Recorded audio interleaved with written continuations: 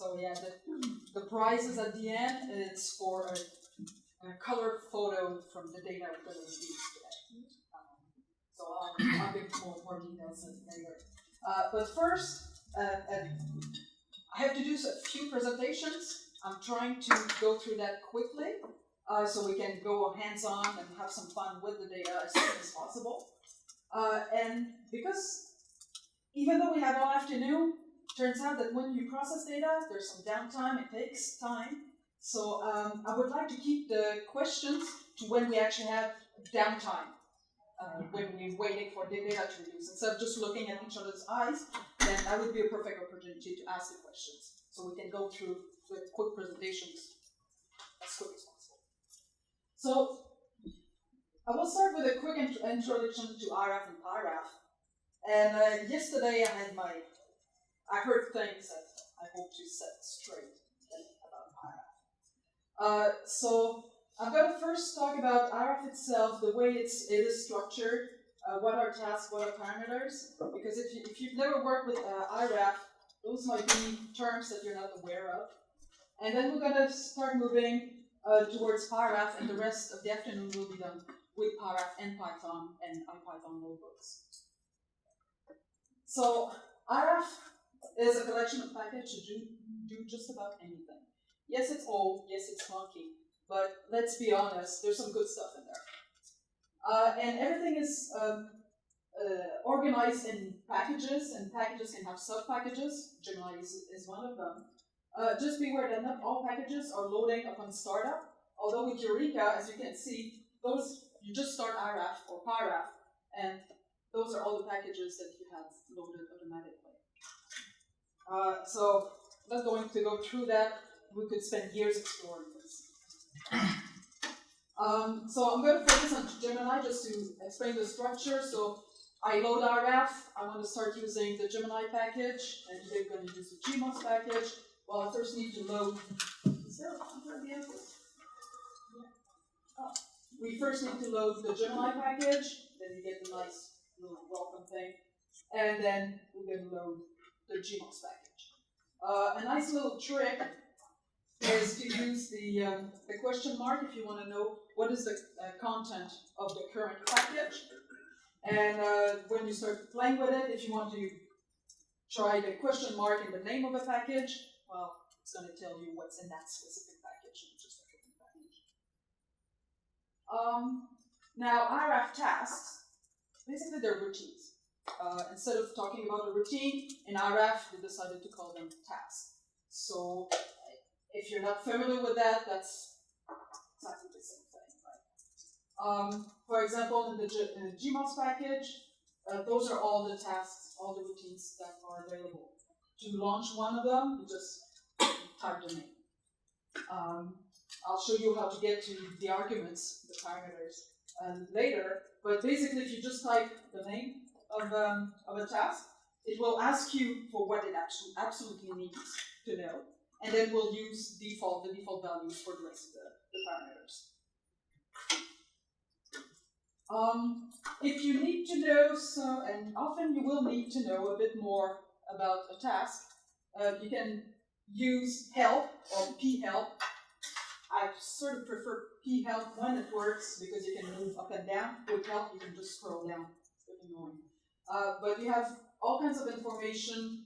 Well, obviously the name, how to use it, and the list of all the parameters. And in IRAF, from IRAF tasks, you can have a very long list of parameters.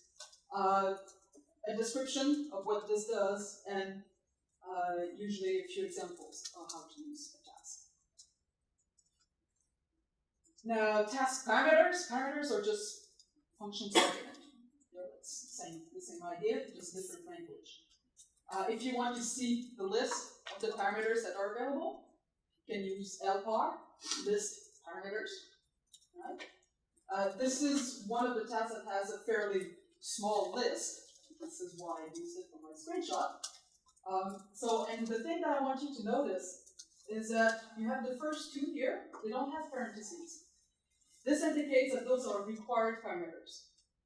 If you don't specify them, you just type GIR in French, it will ask you for the values for those two, and then use the defaults for the rest.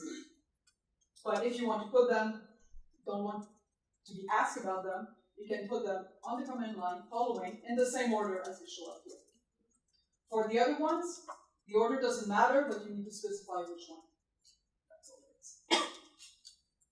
We won't necessarily be using much of that because I've already created templates and skeleton for you, but it's nice to know exactly what you're looking at. This is the Pyraf interface to the EPAR edit parameters. If you just use plain IRAF, it's just a text and you navigate with the arrows. With Pyraf, you have this graphical interface. Some love it, some don't. So basically with this, you can set the values everywhere in here before you, so you don't have to type them again and again on the command line. So it's quite useful if you know you're going to call this thing several times. Just put them in there, it saves them into a cache. And it's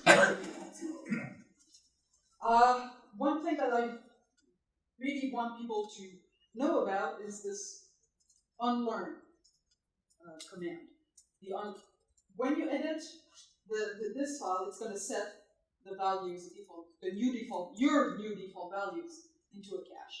Well, when you start something new, just clear that cache, because what you set for the previous reduction might be useful for your current one. And you will see in the notebooks that I have, one of the first steps at the beginning is to unlearn everything. So we start with a very clean set. Now, Pyraf. Yesterday I heard a lot of people finding Pyraf is completely different as IRAF. No.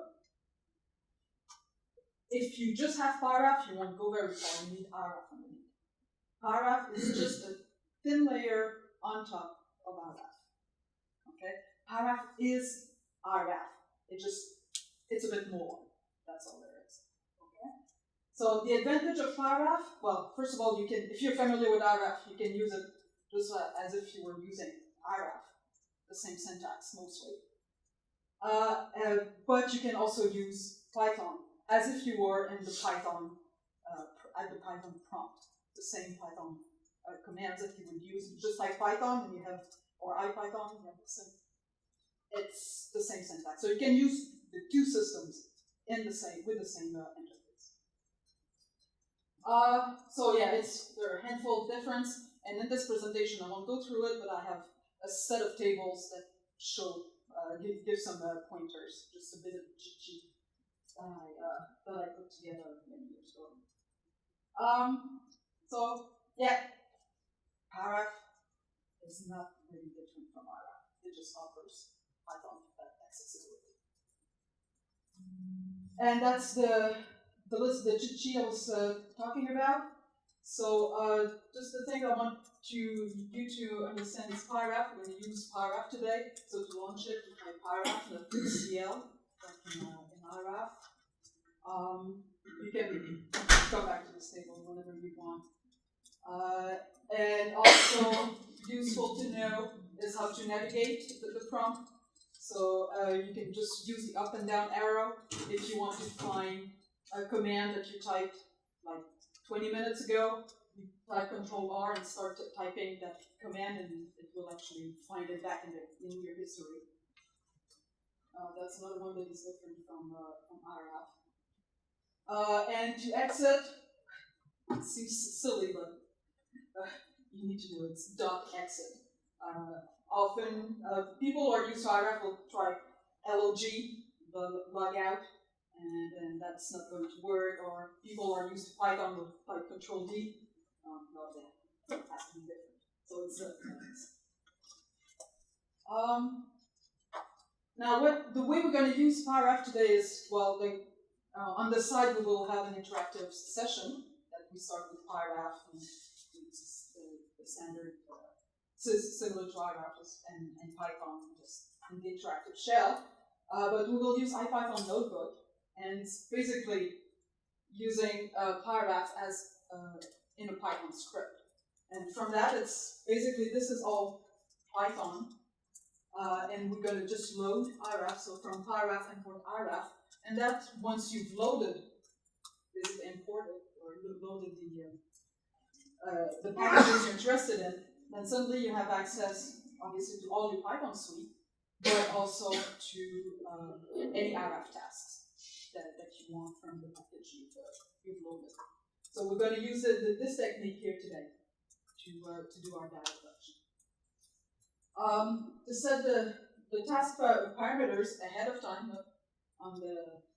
while you call it, you can still do it. This is just a Python variable in normal string, and you just you always have, for the IRAF stuff, you always have to have the IRAF dot and then GMOS log file, because I want to set the log file parameter in the GMOS. You will see also in the notebook this thing, standard image on GMOS. That's definitely an IRAF thing. It sets the buffer for the DS9. The GMOS images are rather large, and the default buffer is rather small. So that needs to be done. It's a standard IRAF thing when you're working with the DS9. And to call the task, you will see a lot of this today. So IRAF dot, the name of the task, and then it's just as if you were calling a function in Python. And here I've used, I've set my path in the normal Python, the variable name here, even though I'm calling an IRAF task. All right? So I think that's, oh, yes. Even though I personally use a lot of Python these days, there's still a few IRAF tasks that I go back to all the time, and especially it involves interacting with the data or looking at it. So if you're not familiar with it already, in examine,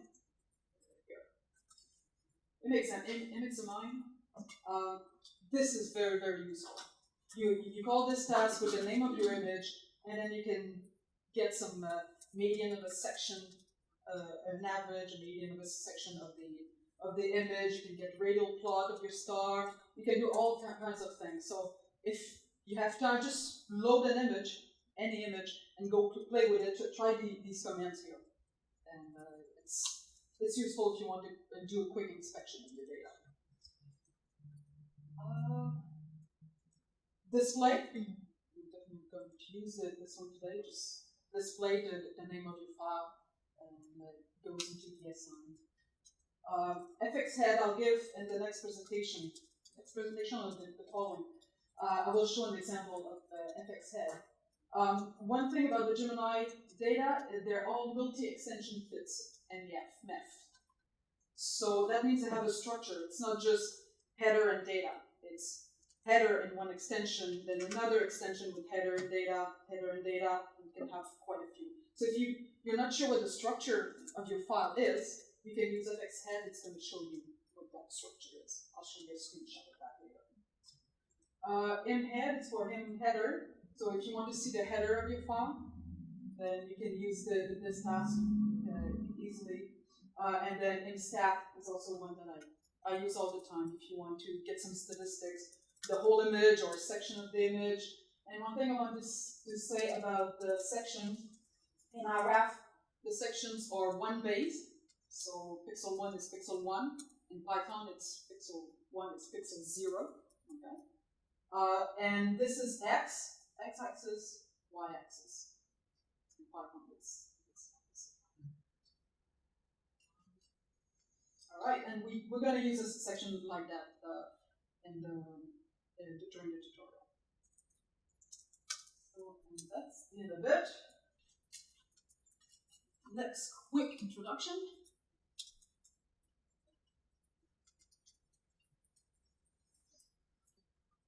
Because we're going to work with the Gemini IRAF package, so we need a little intro on it. I want to start with the Gemini data format, and then we'll go a bit into the package.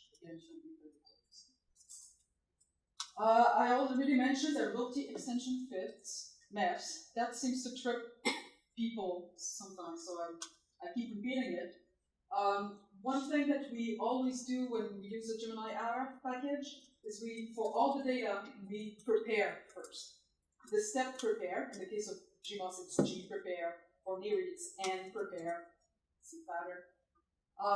This will do a bunch of things. It will first name the extensions, and that will become clear in a moment when I show you the results of FXhead that I mentioned earlier. Gives a name to each of the extensions and a version. So the names that we use by default: science, var, psi for science, var for variance, VQ for data quality, and we won't use this one today, but for spectroscopy there's a mass definition files. For example, MOS, you need to know where all the slits are. But for example, for GMOS, yes, so here we go. So I did an FX head on a GMOS image, and that's an image that will be, that is basically identical to the ones we're going to use for the tutorial today. It's a bit older, the older CCDs. And GMOS has 3 CCDs put in mosaic, one beside the other. And in that case, there was one amplifier reading each of the CCD. So each amplifier created one extension. So this is CCD1, CCD2, CCD3 in this case. This is an example of the raw data. So the first extension, extension 0, is in a MEF, it's the PHU, primary header unit. It just contains headers that apply to all the extensions in there. Each of those extensions also have headers, but they have the pixels, and here you have the size of the array. Now, I mentioned the prepare step. In the prepare step, one thing it does, as I said, it adds a name to each of the extensions. So those are the 3 CCDs. They're all science. It's some variance or data quality. It's that you're actually interested in. It's a science, and here the extension 1, 2, 3. Currently, this is, as I mentioned, older data. Currently at Gemini North, it's 6. I'm stepping ahead, but since we have this display, Gemini North currently there's still 3 CCDs, but we use 2 amplifiers to read each of the CCD. So in that case, we end up with 6 extensions. At Gemini South, with the really newer CCD, we use 4 amplifiers for each CCD. So we end up with 12 extensions. And another thing that Prepare does, just a bit of warning.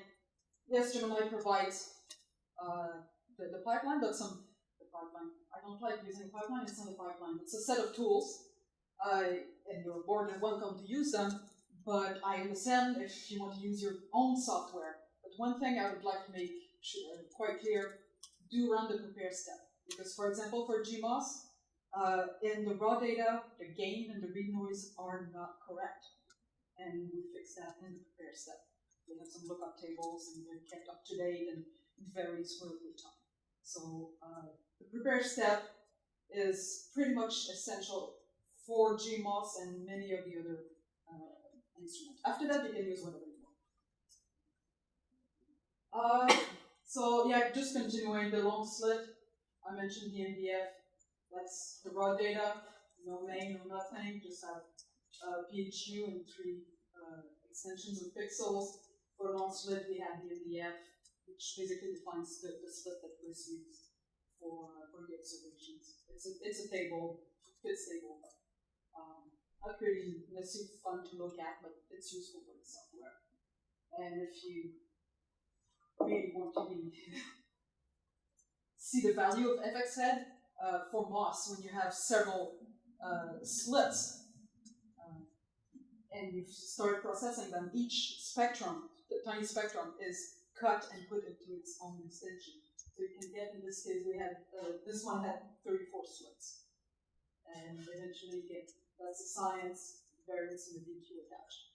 So you end up, like in this case, 34 slits, fully processed, 103 extensions. So it can get big. Again, the Gemini task handle and expect MEFs. So if you do part of the reduction, then you use your own software and it requires a normal fits, you will need to transfer it back into a MEF if you want to continue with the Gemini software. Now, to access the MEF file, I mentioned there's the PHU, you access it, that's extension 0 in all cases. If you want a third extension, then that's 3. It's really one base when you start counting the extension beyond the PHU. But you could, once they've been prepared, they've been named, then you can access them. I want the science extension number 2.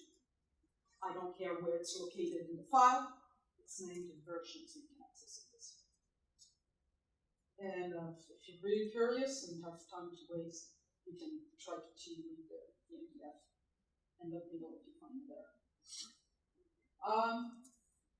So that's our objective, is to remove the instrument and the atmospheric signature. We try to actually, that's our objective. And for some instrument, we don't necessarily do super well with that atmospheric signature, but we do what we can with the people we have. But one thing I want to stress is that's our definition of data reduction. The analysis, that's yours. So if you want to do your flux calibration, to us it's more or less analysis. That's yours. Okay? I think I'm gonna just, it's more of a reference, and to show you the scope of what we have. There's several instruments, and we're a handful of people who are supposed to support all these modes and train the software for all these things. So none of us are experts, any of them. So we rely on instrument scientists to help us out. But I've got the question, I do that, oh yeah, which instrument? All of them. And then people just, the face goes white. So that's the scope of what we have to deal. In purple, those are the commission instruments. This one is GMOs, having SAPs in the early days. So I've already mentioned that, always prepare. You use the prepare task in the package before you keep going. That's the first thing you do with the Gemini package, and that would be the first thing you do if you decide to use it on software. And a bit of information about this often unknown feature, information that is in the package. It's those GMOS info, NIRI info, and then for the various mode. There's information buried in the package itself, and you can just access it. In this case, if I want to know about GMOS IFU, I load the GMOS package and put GMOS info IFU, and there's quite a lot of information in there. Another thing that is in there is our actual example scripts. So when you start, that's a good way to start. You get the data, you have no clue where to start, which tasks to, because you've seen there's quite a number of tasks in the GMOS package. Where do you start? Well, depending on the type of data you have, use GMOS example and load the example that is already provided in there. That's going to get you started. Today we're not going to use that because I've created more complete example for the tutorial. Are they IRAF scripts?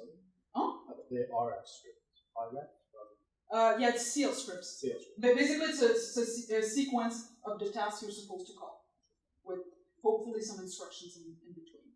I have to admit that I had a bit of a surprise when I looked at the imaging one. As I was preparing for this, I figured I'm going to go see what's in there. I think it needs some love. There's steps that are missing in there, so it's on my to-do list. And okay, we've seen this one, how to get help on any tasks in there. And so there's this package called GemTools. So you load Gemini, have a look in GemTools. There's some useful things in there. The thing is, it works on MEF files. So all the Gemini data is MEF files, but a lot of IRAF doesn't deal very well with MEF files. It expects single fits, normal fits. For example, in IRAF there's this task called IMARIT. You do basic arithmetics on images. Well, it expects single fits.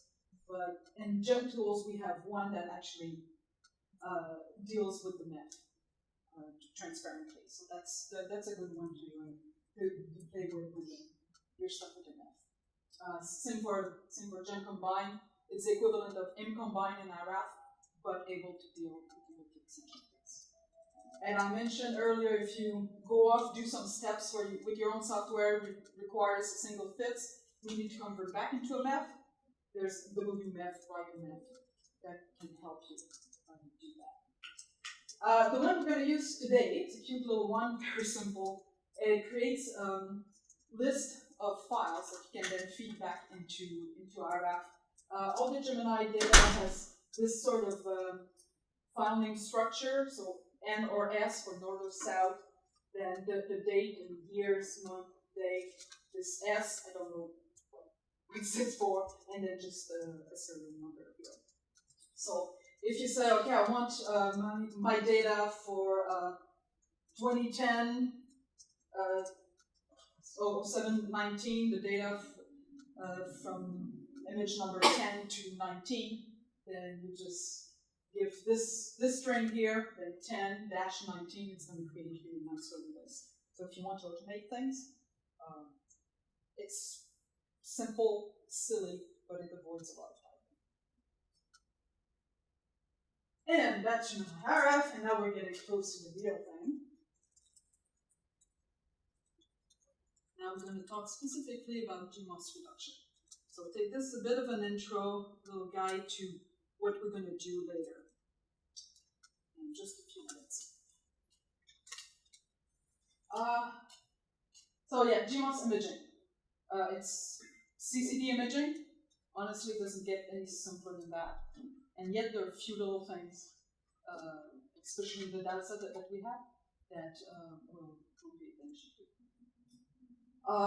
So what I want to go to is the structure. I've already talked a bit about that, the structure of the GMOS data. Then today we're going to use the new Gemini archive. The exercise that we were going to do the tutorial today could not have been done a year ago. Because now we have an archive we can actually search for calibrations that do match, and I'm going to say, I think the whole process will be useful, even though the access to Gemini is going down or maybe disappearing, I don't know. But if you want to look back into the archive, you find some data that is interesting. Now you have the possibility to also find all the calibrations that you need in order to use that data without having to look at logs or any of that stuff. So that part is applicable for any other search in the Gemini archive, or maybe other archives as well. So keep that in mind. It's not just about Gemini GMOS, it's also applicable to other situations. Then we're going to talk about the calibrations that are needed for CCD imaging. And then the preparation steps that I recommend everybody take before they start actually reducing the data. And we're going to do a quick overview of the various processing steps. I know we've already had a bit of that, but just a refresher, and then we'll go into the tutorial and we'll actually do those steps. So yeah, mentioned, today we're going to work with old CCD Gemini South, so 3 extensions, 1 per CCD. And those CCDs, fringing, and I think yesterday there was a nice photo of fringing, what it looks like, but you got to see it today.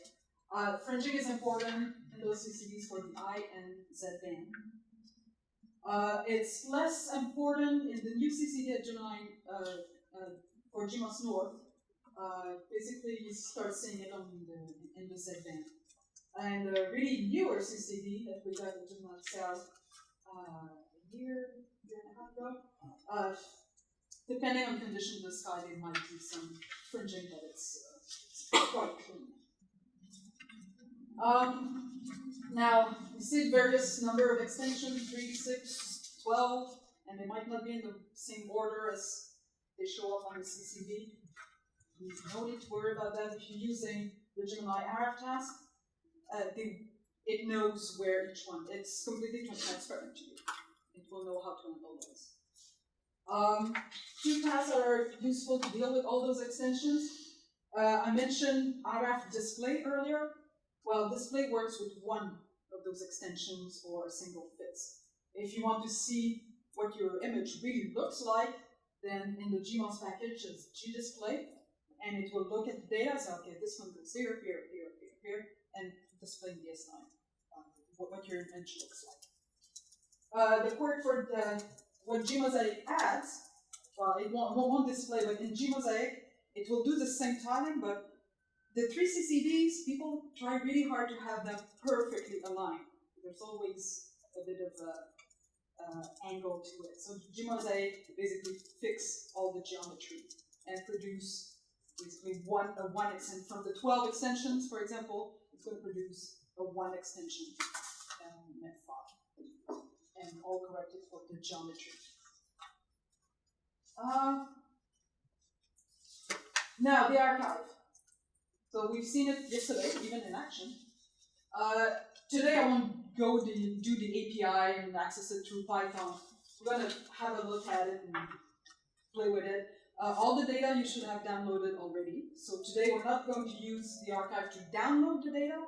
We're going to use the archive to actually identify which number, what data is with. So you have this big pile of data. Well, which ones are the GBAN images? In this case, 250 to 247. 247 to 250. It's upside down. And the magic thing about this, well, first of all, this form here is quite intuitive. It's quite useful. The thing is, I'm so happy with this. I hated the previous one, but this is actually useful. So I do want you to play with it and figure out on your own what goes with what. And the magic button is load associated calibration. So will you use that today? For example, I want to know, we can restrict the search to find all just the GBAN data, and then I want to know, okay, what are the calibrations that fit this set of the GBAN image? And it's just going to give them to you, the biases, the twilight flats. It saves you an enormous amount of time. It also means you don't need to have access to the log or whoever created the program. You can reproduce and find the data that you need to play with your archive, get something out of it. Now, the calibrations for GMOs, seem to remember tomorrow. Yesterday was some talks about that. So you have the biases, it's a 0-second exposure, it's really the structure that comes out of the readout. You have the flats. In the case of GMOS, those are twilight flats. It's not dome flat or line flats. It's actually looking at the sky during twilight, and it's supposed to measure pixel-to-pixel variation in the gain. We will see for the IBAN a French frame. So if you have a sparse field, just a bunch of stars, then if you did dither, like Stuart was explaining yesterday for near infrared, and you just combine those files, you have a nice picture of the sky, and that's definitely better. You get a much better evaluation of the sky. But that way you get the French frame. But for crowded field or extended source, and that's our case today, because we want the pretty pictures of what is pretty, a nice big galaxy, but it fills a big chunk of the field. So even if you dither, you have galaxy pretty much everywhere. So in this case, there's a need to go to observe a blank field, very similar to what Stuart was explaining yesterday. And those are actually today, I think they're called blank sky. You're going to search for that. And they're often taken on the Gemini anyway. They might be taken on a different night. So the sky is going to be a tiny bit of, it's likely to be quite different. So then you have to consider effective scaling, the French frame, but there are tasks in the package that will help you do that fairly easily. Gives a pretty good result. I think I could have fit a little bit more with it, but it's pretty good. Just using almost using just a default. Another calibration is for automatic standard observation. If you do want to do the flux calibration, today we're not going there, but that's another type of calibration service.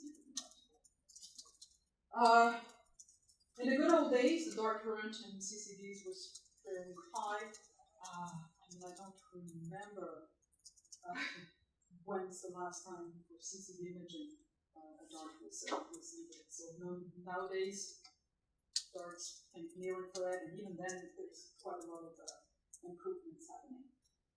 Another thing we're going to correct for is the overscan. We have a CCD, there's some current going in there all the time, so there's a basic level that needs to be removed. But you don't need a special observation for that, because it's in all the images. So, and I think I have, later I have a photo of the overscan section. It's not looking at the sky, it's just a measure of this level. And remove it, subtract it, and then trim that section off. And so during the tutorial, I will probably keep a version of that little diagram on all the time. That's basically a summary of the calibrations that you need. So I have my science. I need a bias for that science. I need a flat for that science. Oh, but that flat, if it hasn't been taken on it's a twilight flat. If it hasn't been taken on the same night, or many nights, many weeks later, I might need a bias for that flat as well. Now the fringe, in our case, it's an extended source. So we need to go to another part of the sky. I can tell you that today, the fringe was not taken on the same day. In 10 days later. Well, I might need a bias for that fringe as well. And the fringe frame is looking at the sky, so I will need a flat for that fringe. Oh, but wait a second, that flat, I need a bias. So that's how complicated it can get, depending on when the data was obtained. So if you go on to classical mode, usually you have your 2-3 nights, everything is taken at the same time, and you can reuse a lot of the bias and flats because it's all together, and then nothing has changed with the instrument. But in a Q mode, or service observing mode, it depends. Sometimes your observations are taken at different time of the month, hopefully not too far away. So that's something to keep in mind, and we're going to go through that. I don't think any of the bands are that complex. We can reuse some of it, but the one I'm doing with you is definitely the most complex. It's the one that has the function. So you don't have to do it. All right. So preparation steps, and this I cannot emphasize enough. Get organized, okay, and document everything. So you're going to go through the process of identifying your science data, identifying all your calibrations, everything that you need. Don't leave it on a post-it note that will fall on the floor. Just document it. And today, the skeleton, the templates I've given you, there's a section just to do that. Okay? So identify your science frame, then go identify the calibration frames, and then the calibration frames for the calibration frames, like we've seen in the diagram, and don't waste all that effort. But document it, figure out what goes with what, and then create your list. I mentioned we're going to use a gem list. Create all your lists and then feed to routines. And to do all this, we're going to use the archive. And I'm strongly recommend we're going to use the archive now. So that I can do that before. And something that you might not have heard before, I'm a strong proponent of inspecting your data. So when you get data, just have a look at it. Display. It's going to take you 5 minutes. Okay? But if there's a bad frame in there, you want to catch it because garbage in, garbage out. And it seems basic and can keep repeating it. I got caught with that one 2 weeks ago. I did with this. So that's an amazingly good piece of advice. Not only they should be doing that when they are reducing the data, but as the data comes from a telescope, look at the data. because you might be taking nonsense. Yeah, and but by the way, just being very general, if you happen to get the Gemini data, not all the data is visually inspected by the staff. Yes. And I'll give the example, and I don't want to, I guess, embarrass anyone here, but at the AAT, the last 2 weeks, the blue and green CCDs of a particular instrument were swapped. Oh. No one noticed the 2 weeks. Now, it didn't create any lost time or anything like that. That could have been potentially fatal. No one put the data. Yeah. 2 weeks. So, do check it. And just it's an advice I keep repeating to myself. 2 weeks ago, I wasted 2 hours of my time and 2 hours of a colleague trying to figure out what was going on until I had the idea, how about I actually check the data? My data was garbage. So garbage in, garbage out. Have a look. And again, in the notebook that I've given you, there's a step just for that. It's like look through all the images, just wait a few seconds. Okay. Just a visual inspection. If you have time and the interest, I would even recommend you run some statistics on it. For example, is your flat well illuminated? I can give you an example. In the near infrared, usually use a lamp for spectroscopy to get the flat. Well, the lamp needs to warm up. So if the flat is taken and the lamp hasn't warmed up, there isn't much signal in there. And it's a mistake that happens surprisingly often. So, little things like that. Just be careful. And I mentioned earlier the overscan. So basically for processing, let's look at bias. Easy. You prepare. You subtract the overscan. So here, if you look, I couldn't get the contrast just yet. There's actually structure, which is great. It's actually structured in there. If you look at the side of an image, sometimes it's on the left, sometimes on the right, depends on the CCD. But there's a little section that is not illuminated, and that's the overscan. That's basically the economic level, pedestal level. So for all the GMOs data and most CCD data, you basically just measure this thing and subtract it from the rest of the frame, and then you don't need that, you trim it away.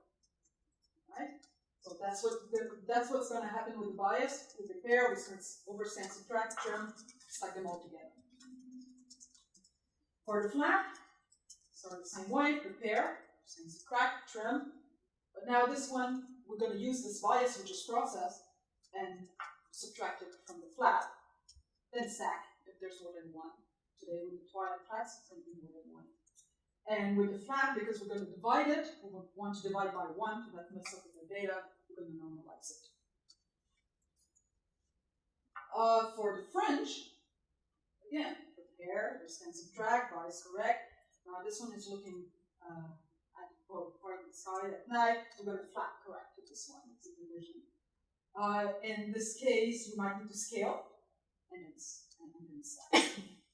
And usually when we stack, because we don't want any stars in there, there's either we use a median, or if we want to use an average, or we're basically concerned there's a lot of sources, we can use the rejection of all the brightest pixels.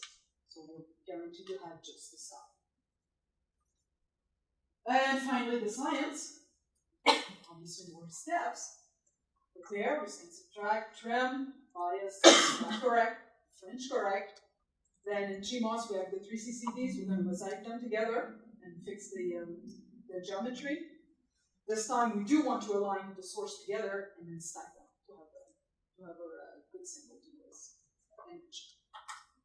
So that's what we're going to do today. It's a lot to do. And that's the end of the presentation. Now you're going to have to start getting the hands. Okay, first thing, I don't know if you've noticed, but beside my name, the notebooks we're going to use today. So just click on it, depending on how your computer is set up. You have the tutorial, and in there, in the tar file, They're the slides that are just presented, so you just leave with them, you use them, have a look at them, and you have the notebooks. So now I want you to either move this directory somewhere if you're happy to have it in your download directory. It really doesn't matter. Sorry. Just CD to that directory. And these are the notebooks that we're going to use today. So we're going to first go there as a bit of an introduction to the data we're going to work on. And I will do the I-band with you. It's the most complex of the bunch. And then I'll show you how to copy the exercise template so that you will then reduce the G and the R-band data yourself. Using this template, just fixing the image numbers and defining the steps. And for the people who are really, really keen, there's another galaxy here. You also have the data for it. It was provided to you. There's a take-home exercise if you want to give it. So I won't be talking about this one. I don't think we'll have time. But I'll take some cards out later.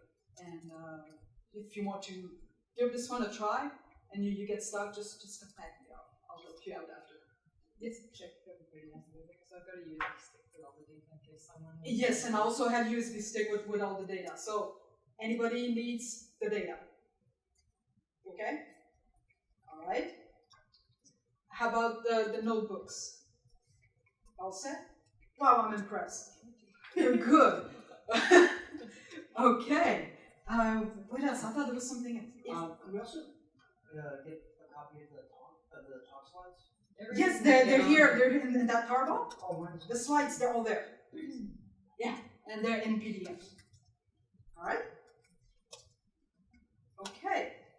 So CD to that directory, and so in my case, it's in the download. I see a lot of Macs.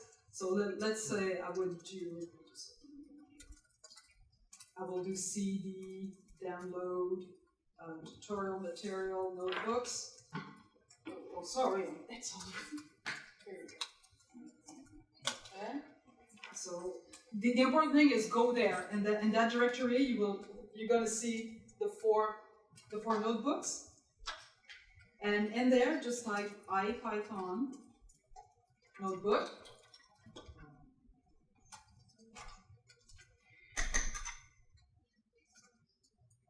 Will open the browser, and then you can just click access each one of them.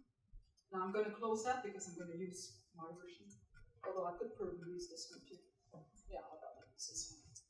So let's start with this. I'm going to introduce the data. Everybody got IPython notebook going? Yeah, we've got plenty of time, so if anyone's having trouble, yeah. give him a click.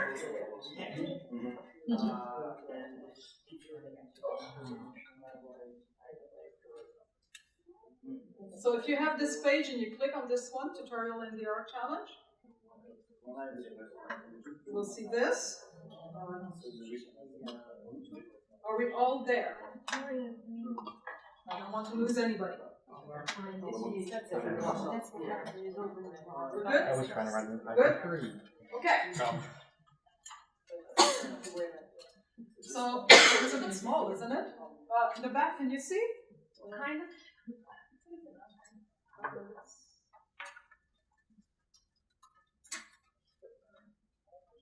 So today the data we're going to work on is from Pretty Galaxy NGC6872. It was taken with GMOs South with the OCCDs, so it's 23 extensions. The data were obtained in 2010, so it's an old set, but still pretty. And I want you to note down, I want you to note down this number here. That's the program number. Okay? It's just gonna, we could type the name of the galaxy and resolve it with the coordinates and all this, but it's just gonna be a bit faster if we use the program number. Okay? The data, there are 3 bands, GRI. Today I'm going to do with you, it's going to take some time, we're gonna do the IBAM together. It's the one with the fringing. We're gonna use archive.gemini.edu. So I want you to get the browser started and go to archive.gemini.edu. Already mentioned the CCDs. So we're gonna have for the IBAM, there's fringing, and because it's a galaxy, we will also need to find a blank sky observation. So we'll go through the process with the archive to find this thing. So right now, I'd like you to go to the archive. Go there. You can even click on this link. And I think I have it here. And type up here the program ID. Yes, let's see if I can remember. P7. And then search on this.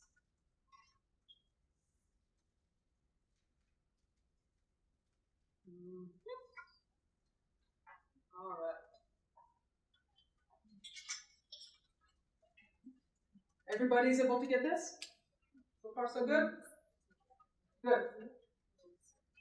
So that's the data that was obtained for this program. Now that's the data that was really special to this program. The calibrations, they're not in here. We'll need to search for them. With the magic button, you won't necessarily see calibration. But what you can see is you have the three bands, G, I, R. And what we can also see is that some data were obtained in July, on July 9. There was some data obtained on July 14 as well. So it was RBAM on one night. Then a few nights later, it was attempted again. The G band was set to usable. Probably, usually when it's set to usable, might have been clouds or bad seeing. Basically, didn't meet the requirements of the program. And a few months later, it was attempted again in November 1st, and this time, all the G band, I band, R band were obtained on the same night, one after the other. So to make our life easier, I think this first set is pretty good. So if you wanted to increase your signal to noise, you might want to add this one, these ones to these ones as well. But today we're just going to keep it simple. We have a nice set, all taken on the same night, of G, I, R. So those are the ones that we're going to use. And I told you that the archive has had a nice interface.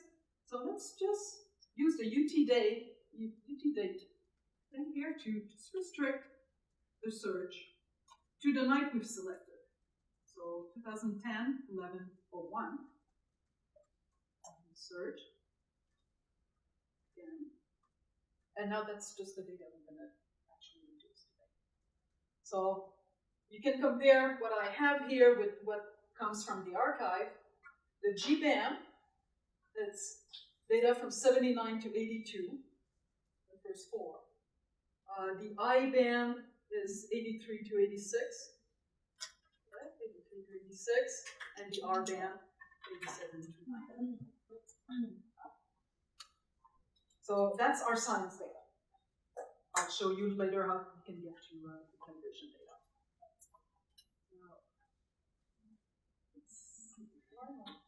Here we go. So our task today, I'm doing the IBAN with you, explaining each steps and how to work with the IPython notebook and how to edit it, and how to use the archive to figure out which calibrations goes with your data.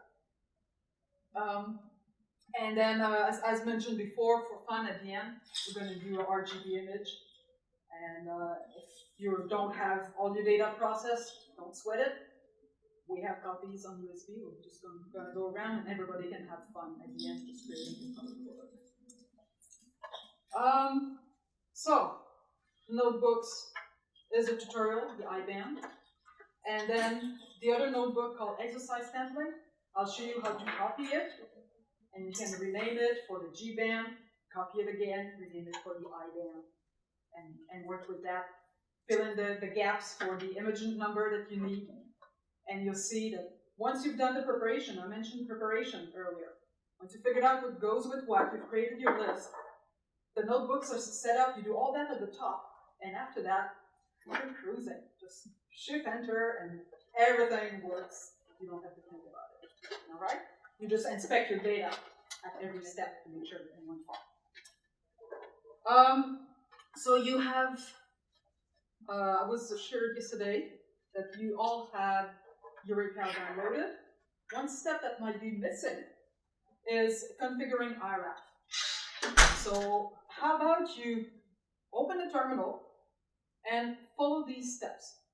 Okay, I understand that some of you are not very familiar with the terminal, so just open a terminal or an extern, whichever platform you're on, and type cd. That will take you, that's change directory, that will take you to your home directory. And then you will create an IRAF directory. The thing, IRAF is very particular about where it likes its stuff. So if you put it in the home directory under IRAF, it's going to, basically IRAF will be happy, which means you're going to be happy as well. Okay? So let's go around and make sure that this step is done. The make IRAF, that's basically the configuration of IRAF. If you've never installed IRAF before, it's going to ask you initialize your farm, just say yes. And the extern, I would almost recommend it. Well, you can use, we're going to use paragraph, so it doesn't matter that much. So just type extern, and that should do the trick. And this will create the login.cl, that's the IRAF configuration file. And IRAF requires this. Paragraph will automatically look into this directory to find the login.cl. So by doing this step, these steps exactly, saves you a lot of work. So how about we make sure everybody got IRAF configured? Yes?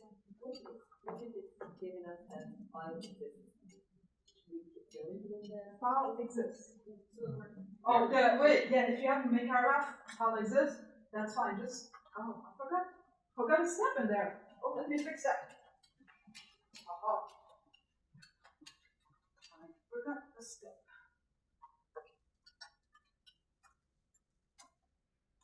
Yeah. So, yeah, if at this step, oops, there we go. But this step, it says file exists, just go to the next one. That means you do have this directory already set up. So cd IRAF, and then run your make IRAF. Okay, so when you do it for real, that you find different things. So you might need to activate IRAF. Okay, so you have your Eureka installed, but you have not necessarily activated Eureka. So the step you are set up, that's the first thing you do if you want to use Eureka. And then it's got to set up the path correctly. And if you want to make sure that everything is fine, try which Pyraf. And you should have something with Eureka in the path. Okay? So how about everybody, just to make sure, because I've seen a few things I didn't expect, to make sure everybody in your terminal type which Pyraf, and in the path that will output, you should have a Eureka somewhere in there, and then bin Pyraf. Everybody got that? Good. Okay. Now, we talked about this one. Down. And we're going to start the real work. Alright. So I mentioned earlier, get organized, document everything. Well, the notebooks that I've put together, and by the way, this is how I reduce my data now. I use the Python notebook, and at the top, I have this table summarizing what data I have to work with. Okay? So, and that's the way I have organized my things. That's the way you're going to organize the things today. But once if it doesn't work for your brain, that's fine. Just reorganize it such it makes sense for you. My whole point here is get organized. So this is the I-band. I like to summarize. Well, one thing I didn't notice might be a good idea to add the program number if you have it. So that's something I realized a bit late. But the science observation were obtained in on November 1st. That's for Gemini. That's the structure for that night. The structure of the file name for that night. And we're doing with the I-band. And let's just put this maybe a bit to the side. And the first thing we want to do is identify the target frames. So we've already done some of it. Remember in the archive? Those are our I-band target frame. So let's go here. That's file 83 to 86. Okay? And that's what I've put in there. That's the root name and file 83 to 86. And I've mentioned, and with GMOS, you can have various binning. And while the magic load calibration, associated calibration button will take care of it, it's good to have a reminder that your binning is 2 by 2. And for GMOS imaging, it's often 2 by 2. So, one thing I want to show, since I suspect that several of you are not familiar with IPython notebook, this is a table. I cannot edit it just like that, but if I double click, whoops, that was, these are all cells, so different cells. If I want to edit this table, I double click, and this is HTML stuff. So, of course, there's a lot of structure and formatting stuff, but I hope you see that this is here information that you will have to edit in the next notebook once we start working with the different set. It's going to be the same night, but different file numbers. Okay. And in order to run the cell, in this case it's just a text cell, you type Shift and Enter. And then it activates it. Okay. Sorry, it might be a bit whirlwind, but by the end of the day, you'll be used to it. The other thing that I want to note is what's going to be my process bias that will go with the science frame, what's going to be the twilight and the fringe frame. So I have adopted a naming convention for me, and it's, I know the examples in the Gemini IRAF package also use that convention. It's going to be the name of the first file of my bias set with underscore bias. Frankly, you could name it whatever you want. Okay? But that's the convention that I use. So the same thing for the flat, the name underscore flat and I. It's going to be my flat, I-band flat, and my I-band fringe. But now that's the name of the final process, calibration. What actually goes in that, right? Let's start with the process bias for the target. So, and as you can see, I have all that stuff done. And frankly, that's the toughest part. Once you've done that, it's going to be a breeze. So in order to fill in all those image numbers, okay, I will use the archive. And this is where maybe I should sit down because I'm going to have a massive back there. Okay, so we're going to work with the I-band. So how about come here? This is. I would like to set the filter. So what is returned here is just the I-band. So in order to get the filter field, I need to set the instrument. So let's do GMOS. I see I have more fields here. Now I'll go to filter and say I-band. And search this.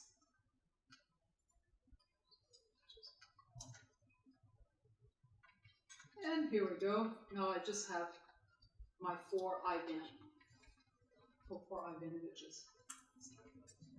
Now, why did I limit the field? It's because I want to load the associated calibration for this set of data. if I had done that with the previous frame, I would have got the calibrations for the G band and the R band. Let's do it one at a time. So load associated calibration, everybody's here, yeah? Okay, load associated calibrations.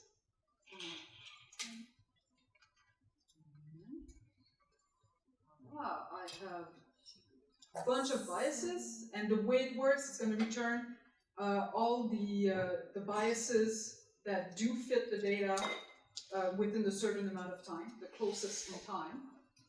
And if you keep scrolling down, you'll eventually get to the twilight. Those are the flats. So the twilight flats. And then some more stuff. It's sort of cascades, but usually you don't need to go all the way down. So let's first start with the bias. It's the easiest one. There are various schools of thought about biases. Some people like to use as little as 5. Some other people prefer 100 biases.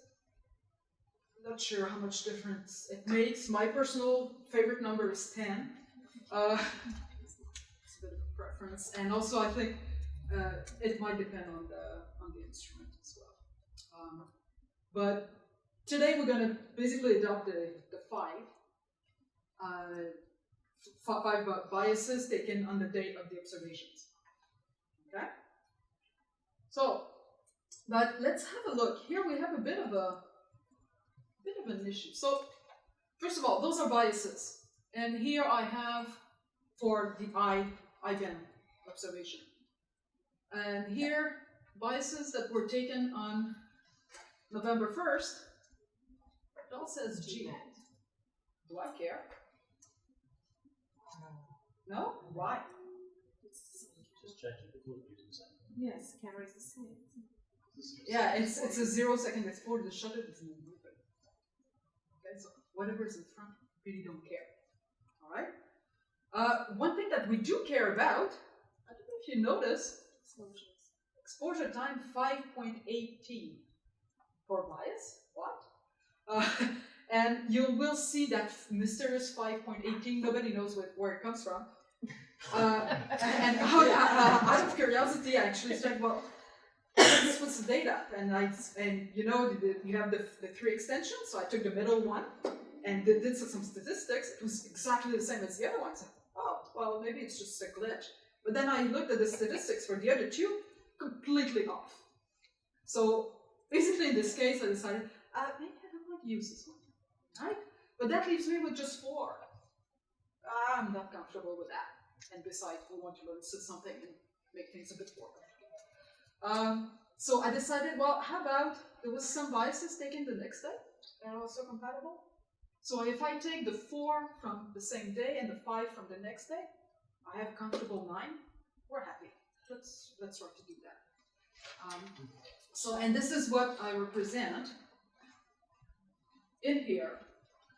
So for my biases for the target, say, well, the one taken on the 1st, the one taken on the 2nd, those are the image numbers, excluding the weird one. And that's what I'm going to use later to create my process bias for the target. All right. So normally you might want to actually download everything right there because you've already done the search, but it's already on the computer because I've downloaded and packaged everything for you. Okay, so I have the bias. Now how about the twilight flat? Let's scroll down. We have twilight flats down here. Now do I care about the filter this time? Yeah, we definitely do care about the filter. So those are all I-band. Notice all the exposure times, they're all different. Any idea why? Expecting your exposure to trying to take the light frames. Yes, so it's twilight. The illumination of the sky varies, and you want a certain level, a certain number of photons. So, of course, the beginning, and those were probably taken in the morning because the exposure time is longer at the beginning and getting shorter and shorter and shorter as the sun is rising. All right. So here we have quite a few that were taken the next day. So that's actually good news because it actually fits our bias. Bias is first and second. Our twilight is taken the second. Score, we can use the same bias. So we have quite a suite here. It goes from 100 that day to 115 with the little gap. For some reason, 104 and 105 are missing. And big deal, we have plenty. And if I go to my notebook, here's how I recorded it. My twilight frames 11:02. The images I'm going to use are 100 to 103, 116, 150. And by the way, this syntax, that's the reason I use it, is that's what GenList is expecting to create. You don't have to type it. It's going to create this nice list of files if you use the syntax. So, great. Now, I mentioned we're lucky it was taken in a second. We already have a bias that covers first and second. So we're going to use the same process bias that we're going to use for the target for the twilight flat.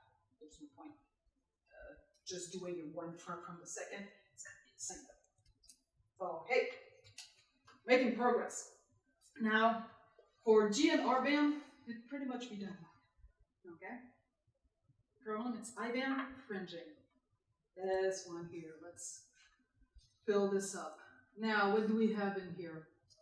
Unfortunately, the fringe is qualified in a different way.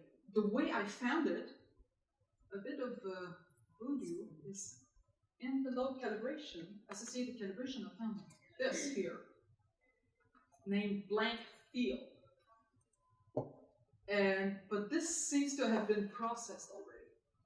Now, if you just want to do a quick look of your data, so you just got data, you want to know what you got, by all means do use the pre-processed calibrations that you might find in the archive.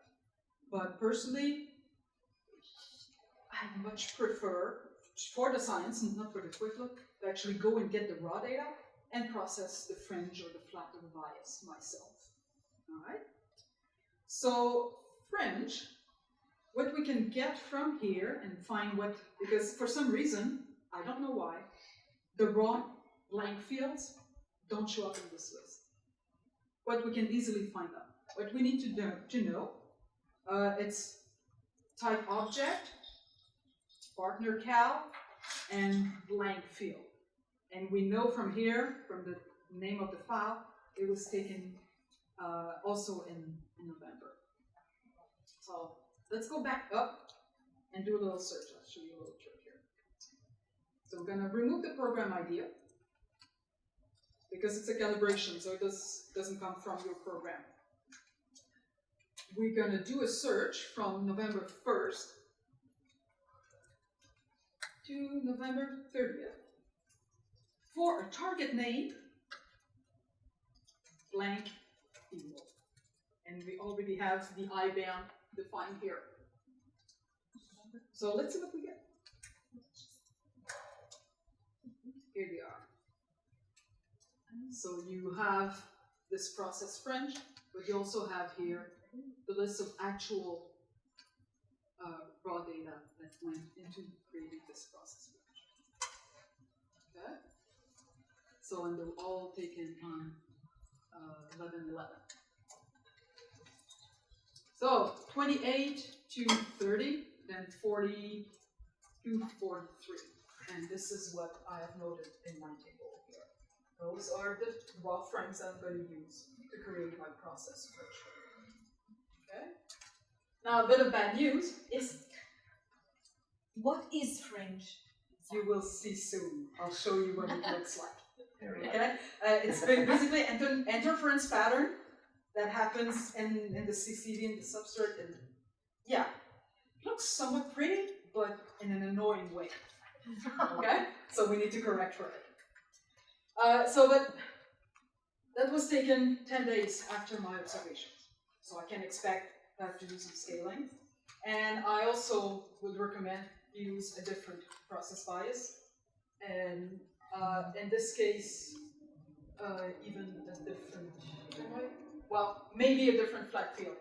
We'll see that we don't have to do that. So, okay, I have in the archive my raw French frames, and I want to know, okay, what are the calibrations that are available? I need to find biases and flags for this. So again, magic button, load associated calibrations.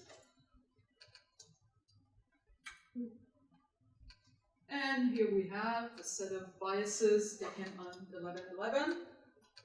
And here they all nicely, all 5 of them on that day, have this 0. Too bad for people who need bias for the next day. So, but for this day, basically we can create a process bias with file from 11/11, 61 to 65. And this is, then I went back to my bias section. This is the other process bias that I need to create. Okay, this one is for the target and the first twilight flap. This one is for the French frame. Okay, so different date and image number. Now I need a twilight, right? Okay, let's go down. What do we have for twilight? And the twilight I band that is close to my French frame. Well, we're lucky again. It happens to be exactly the same as we're going to use for the science frame. The closest in time is the one taken in the second. So basically, we don't need to process another flag field. We already can use the same for the science and the French. So we have 2 biases to process, 1 twilight, 1 French frame, and then we'll have everything, all the calibrations we need to reduce our data, our science data. Okay? And it's all documented here in the pretty table. And again, because you're going to have to do that for the G and R band, if you want to change the numbers here, double click on the cell, and just change the numbers. Okay? And you'll probably want to change the date as well, depending on the data. And to go back to pretty, just shift enter. Alright, so that's nice. That's basically for human being able to read it. Now we're going to need to get the code, to get all that information to the code. And the data that, the big large file with all the data that you downloaded, all the raw data is in this directory, and the way I packaged it, you already have this directory structure built in. This notebook assumes this directory structure. You don't need to create it. If you just untar the file, you should all have that already. Okay? We're gonna basically go, do all a reduction into this directory. This is just where we're going to play with the data, and every time we have a process calibration, we're going to save it into a safe place where we won't lose it and have to redo it again. Okay? So the raw data in here, this is our play directory. This is where we're going to start. Again, this is the way I like to organize my data reduction. If it doesn't make sense for you, perfectly acceptable. Just find a way that works for you. Okay, now I do the data reduction in the notebook, but sometimes you want to look at the data or interact with it, do an exam, do a little plot, whatever. So I also like to have on the side, so for now I don't do this anymore. This anymore. Okay. So what I like to have on the side is a Pyraf session that I will start here, and we're going to go through this. So the way I like to work with the notebook, I do the hardcore the script, the data reduction here, and I have on the side a Pyraf's session that can work with to display or to do some stat or run some stats on my data. So we're going to set all that up. At this point, I would like people to open a terminal like this one for next term, and go to the Redux directory that came with your data package. You are set up. Yes, well, if they manage to get up to get the make IRAF to run, they already have your setup. What's the new terminal? Oh, yes, if you start a new terminal, very good point. If you start a new terminal, don't forget to do UR_setup. Okay? So let's make sure we get this started. And we'll go around. So you want this, and when you type PWD, by the way, it's for the path. Then it should be somewhere with MGC 6872 and go to Redux. That's where I want everybody to be before we move further. Are we all good? We have a terminal. We're in the Redux directory, ready to go there. Yeah? Okay. Now, I mentioned earlier we have all our file numbers in a human readable table. That's very nice, but that's not going to help the software. We need to send it to list and format that software will be able to deal with. So it's a bit of annoying and probably error prone things, but there are just two places in this whole notebook book that you need to do this process. And after that, you don't need to worry about file names. Okay? So, this first one, and this is Python. Yes, we're using IRAF to reduce the data, but all the code in here is Python. And I'm using the dictionaries. And in this case, make sure things that you need to edit, the path to the data package. Okay? If you're not sure, PWD. And the only thing that put the path that you see from PWD minus the Redux. Okay? You type the PWD up there, like I did. This path here, that's the one you put in here. Got it?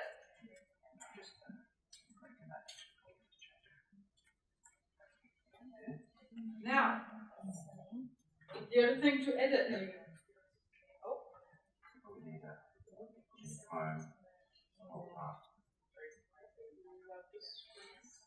Do we have everybody at this point?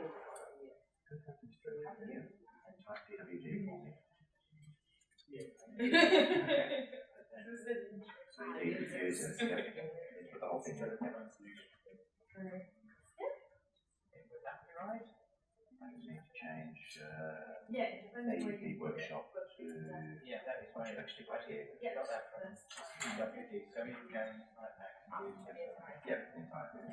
yeah, but without the Over here. Yeah.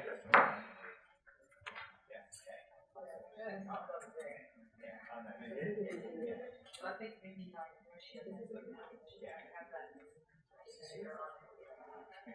So, and this is the section where we're going to put the file name, the file numbers, okay? So that's the bit that is, I keep thinking, would be nice if I could split pane. You convert your table into the dictionaries. So here, my bias for November 1st, that's the key I've given it. That's the output name that I've decided I'm going to use. And this is the structured name, the root of the name, and the frame numbers. And all that information is in my table above. Okay, I've already done the homework. I just need to convert that in here, such that the rest will be automated. I have another bias on 1111. I decided I'm going to name it this. Again, you can name it whatever you want. But this is the root of the file name and the frame numbers. And the format here is important because this is going to go into GemList, and GemList will create your file name list automatically. And this same thing, convert the information for the flat that was taken on November 2nd. And the flat, well, that's the name I'm going to give it. That's the root of the file names, those are the frames. But the flat will need to be bias subtracted. So I'll also give the information for this flat, use this bias, the bias from November 1st. Okay, that's already defined the book. So if you're not familiar with Python, that's okay. You will be able to fill in the blanks. It's structure, you're just gonna have to change some of the dates and the file numbers to be one. Okay? You can figure out what it actually does later. Same idea for the fringe, extra information, the bias that I'm going to use for the fringe, and the flat that I'm going to use for the fringe. And finally, with the science, I've decided to name it something prettier than an ugly file number. The root name and the frame numbers, the bias I'm going to use, the flat, and the fringe. The science. I gave a special name to my log file, might be useful. And this is where it's important that you use the same directory structure that I've already provided you, because I defined it here. If you decide to change the directory structure, make sure you just change these things, otherwise it's not going to work. It just creates a path. So. And then in the notebook we changed to the Redux directory. We defined somewhere here. So now everything is going to be processed in that Redux directory. We're going to see those files appear. Before we go further, launch DS9. Either click on the icon or type in your terminal DS9. DS9. And ampersand, put it in the background. Just make this a bit bigger.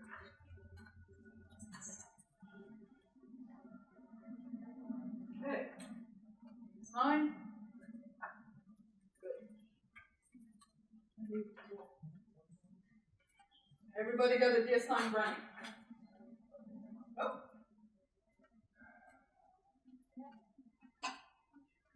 DS9 is included with Eureka. If you type DS9 ampersand, it should start. So let's make sure it works.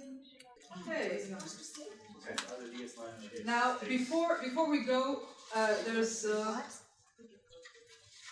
few edits that I strongly recommend you do while you're doing the edits. And after that, we're going to be cruising. Okay? So in step 1, there's this big list of file numbers. Edit that. And in step 2, you do need to, in this case we have 2 biases, so I've created 2 loops to create our 2 biases. And you need to use the names that you've used in the first list. So bias from 1101 and from 1111. Okay. Again, for when you get to it, you'll need to edit anything else. Just edit the dates to match your data. So it's the same idea with when we reduce the flat, when we reduce the fringe. No, we're creating the list. That's just creating the list. Okay? So again, you don't necessarily need to understand what's going on. It's Python, so you can understand if you study Python a little bit. But what you'll need to edit when you get on your own are those dates. Okay? So once this is all done, then start DS9 and we start reducing. So we're gonna first set up the notebook. In this case, we basically import IRAF. into the notebook. I mentioned we unlearn everything, clean slate. We set up a log file name, and we're going to set the buffer for DS9, so the GMOS image will fit entirely in there. So how do we run that? Now that's a beauty. We've done a lot of editing. Shift, return. And you see it's running with the star. It loads IRAF. And log file not defined. No. Oh. Okay, I made a mistake. We defined all these things, we need to first run it. The very first cell, forgot to run the first cell. All our definitions, all our file name, where I defined the log file. So let's go, everybody, let's go to step 111. And shift return. And now everything is defined. It's magic, I tell you. And then you can go Anywhere. Doesn't matter where the cursor is. and then you can go and import IRAF and you won't have the error. So let's make sure we get that bit done.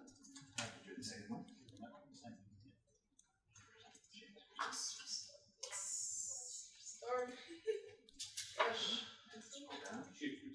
Shift return on the first cell at 111. And step 112. Same again. That's how you run cells in Python notebooks.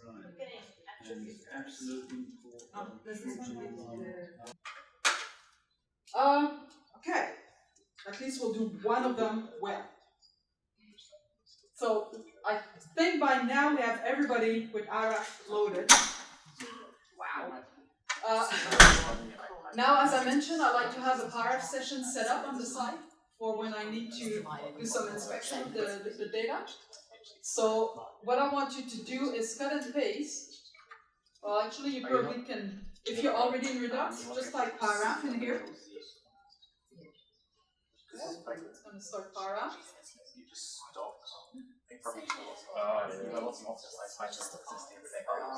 And then you can cut and paste. So either Control C or Command C. Command C on Apple product. Command C, and then Command V, and press the last Enter. So that loads the Gemini package, loads the GMOS package, and clear all the defaults that I might have changed. So we start with a clean slate. And I do the same thing to set the name of my log file and to set the buffer for DS9. Enter. And now at this point, my notebook is loaded with IRAF, ready to go. My Pyraf session is also loaded, ready to go. I have created all my file lists. And hopefully you have changed the dates to match what you've discovered earlier. And now we're going to create lists for our two biases, our flat, our fringe, and a list for the science frames. And now this is where the fun actually starts, because from now on, all we have to do is shift enter. Shift return, whichever you prefer. So let's do this. Oh, by the way, just before I move on, everybody got that going? Nope. Yep. Nope. The notebook works, huh? No, that works, but what are we supposed to do? I sort of lost track. Oh, you lost track. I was just setting up my side Pyraf session in case I need it. So you just copy or type. You start Pyraf and then load the package. Set up a log file name. So just in the Pyraf session here, just to set this one up in case you need it. All right. So if I go here, I'm in the Redux, there's nothing yet. I'm coming to the notebook and shift enter in the cell. Oops, this one, this cell. There we go. And let's have a look what I have now. I have my list. All the biases for November 1st are in there. Let's have a look.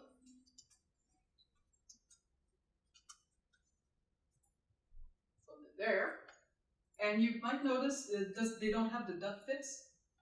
IRAF doesn't really care whether you have the dot fits, so at least many of the Gemini IRAF tasks don't really care if you have the dot fits.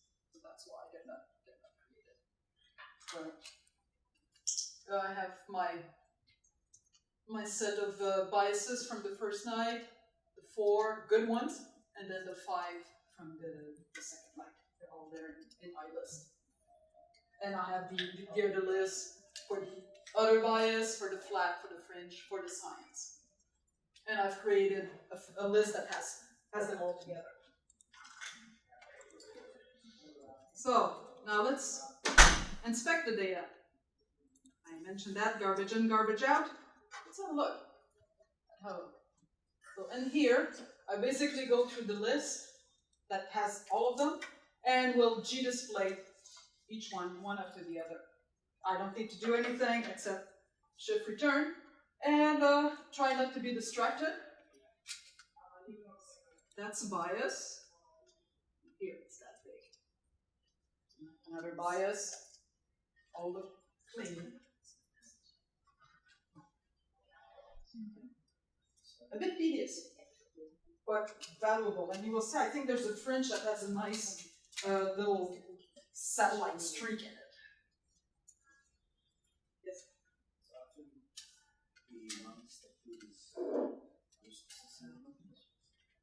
No, you won't see anything, but if you go into here, like this, you'll see that your files are included. Yeah. And then this one. No, that doesn't matter. This is a better one. You might not have seen that.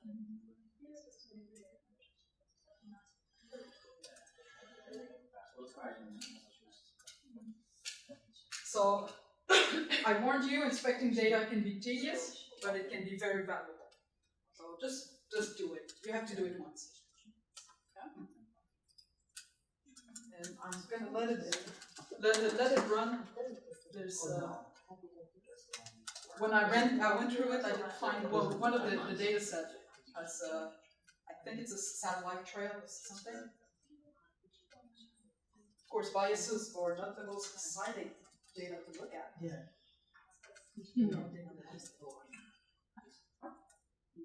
And for those of you who are not familiar, oh, here we go, that's a flat, twilight flat.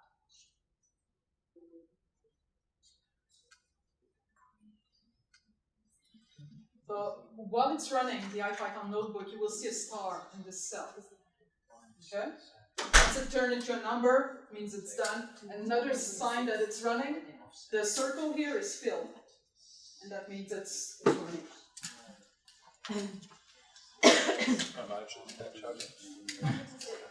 Fully charged now. Fully charged.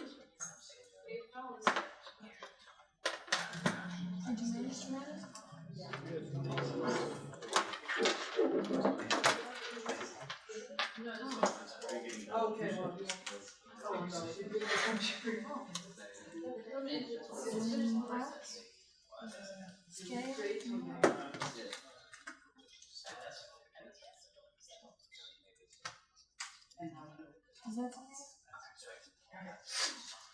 No.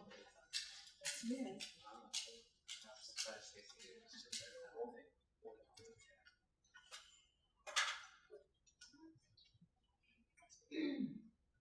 Just give it a try.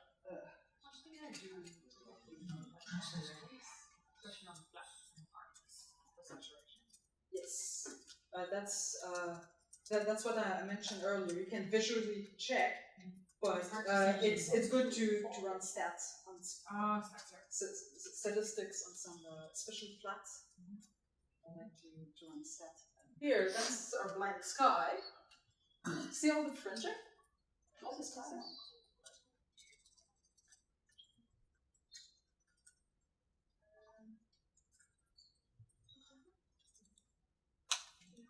I think it's just the data set, but there's something funky.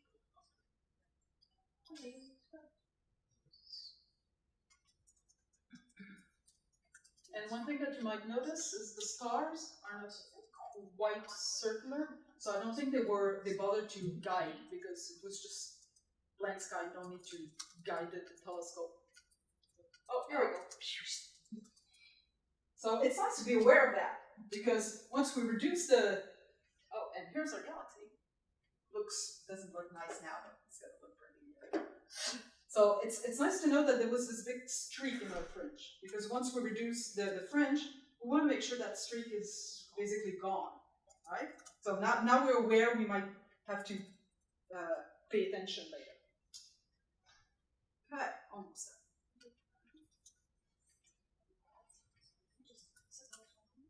there. And a little trick that I find very, very nice, you see those big cells? So once it's done, and we can scroll through it, come here to this, here, and do double click. Well, where is it? Here, double click. And it's minimized and it's gone. Okay. I guess people are still waiting for data. My file list is produced like we have temporary files. Okay, so let's process a bias, those two biases here. So let's look at the steps, because it's nice, we just need to type shift return, but it might be nice to actually know what we're going to do. So I created a little loop, because everything now is a nice directory. So what it's going to do is, we have two biases, so it's going to process the first one, loop over and process the second one. Now, the IRAF task to process a bias is called gbias. So in the Python, you type iraf.gbias. If you were in the IRAF, in the Pyraf screen, you would just type gbias. Actually, IRAF gbias would work if you're running IRAF. But gbias is the thing. What it expects is a list of raw biases, and then a name for your output bias, process bias, the path where the raw data is, and then remember I talked about overscan and trimming? So we say, yes, please remove the overscan, and yes, please trim it. And with IRAF, it's always very good to see cheats. We will also create a variance plane and a data quality plane, and we're going to attach it to our process bias. And here, the only thing that I do extra is, I mentioned I like to keep my process calibrations somewhere safe outside of my playground. So that's, I use the chutil module in Python to copy my process bias into my safe process bias location. Okay? So that's what this thing does. gbias is the Gemini IRAF tool to process GMOs bias. Let's get going. And it's going to take a little while. You have a little star saying that, yeah, it's not quite done yet.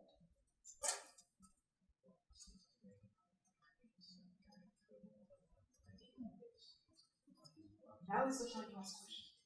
Okay, so here, in my case at least, it has finished processing. And let me show you what, again, after every step, I like to see what I've got. So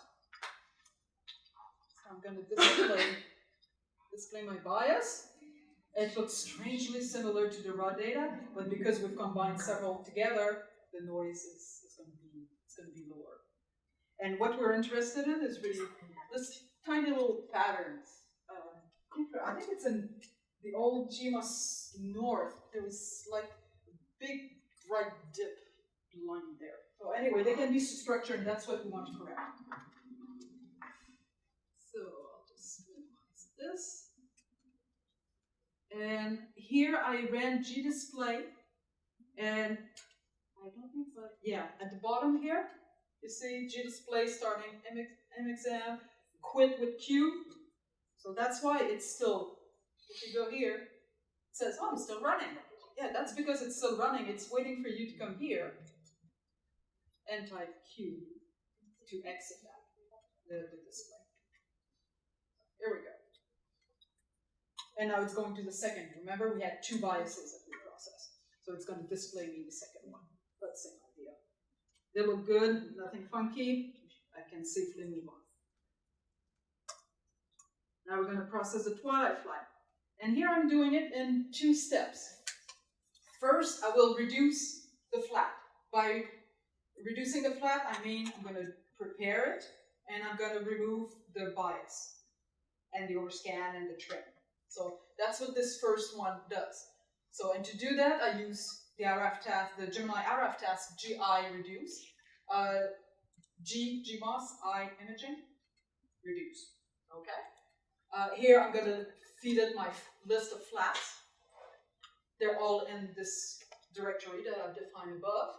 I'm going to remove the overscan, trim it. We don't need it afterwards. I'm going to do the bias correction.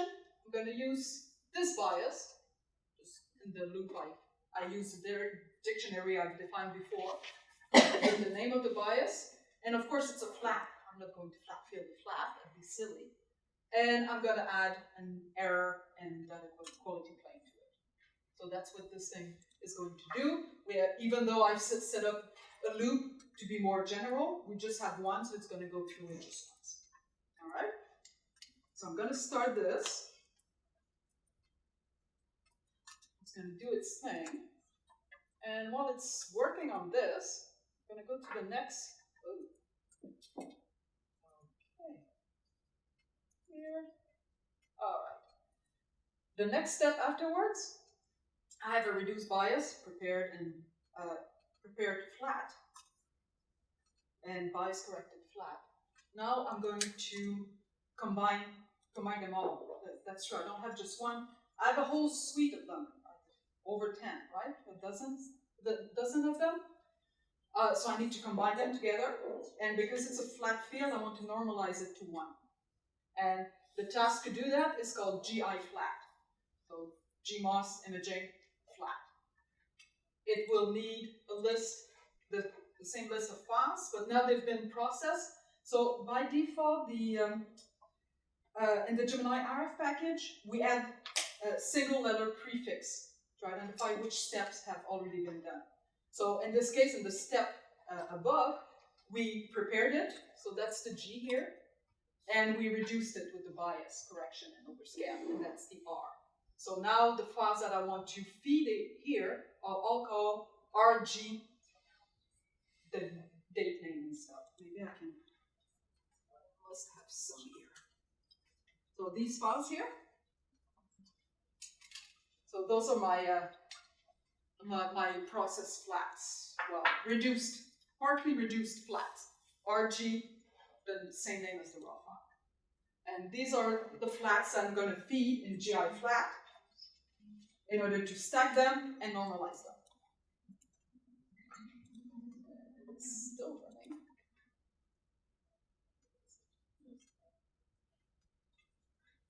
She prepared everything. Now it's overscan subtracting everything, trimmed everything. Now it's in the process of bias correcting. And it's currently working at 106. We'll let it finish. Any questions about flat field? What did G stand for? G is for prepared. I agree, maybe P would have been a good idea. But for all the instruments, for GMOS, G is like the special letter for GMOS. So G prepare, we add the G. In the case of NIRI, you would see an N in front of it because you can prepare.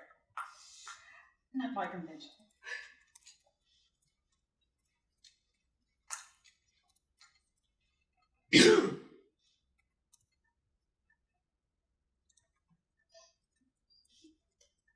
Almost done.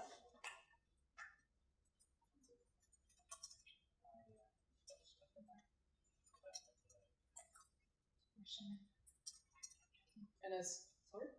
Question, okay. And just before I go to the question here, reduce, it says I'm subtracting this process bias from this flat. So next step is to stack the flats and normalize them with GI flat. This, and it says I'm creating a twilight flat. It's going to be named this. I chose a name. And here it says, well, it has already been reduced. Yes, I know, but it wants you that it's already been reduced. So it won't try to do it again. And it's using these files. And it's done. Normalized, whichever factor, that's good. And you'll, with the Gemini IRAF task, they all will tell you access status good if everything is fine. So you're really happy when you see that. And this is, in your case, you'll just see this one here. Because I forgot to clean my directory. So I have the other ones already reduced. So that's the one that we just created. Let's have a look at it.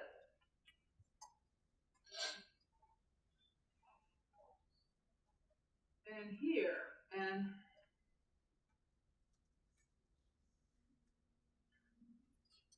just, yeah, it's even worse on the screen. Just give me a second. Try to. Here we go. So that's a nice flat. And one thing that you might notice is you don't have the big, when we just did the inspection, these ones were very bright and the center one was about like this. Well, now that we've overscanned, subtracted, bias corrected, then they're all pretty much at the same level, right? And that's a flat, and all this variation, it's really the response, the pixel to pixel response, the variation in the response across the field. So that's our flat field. It looks nice.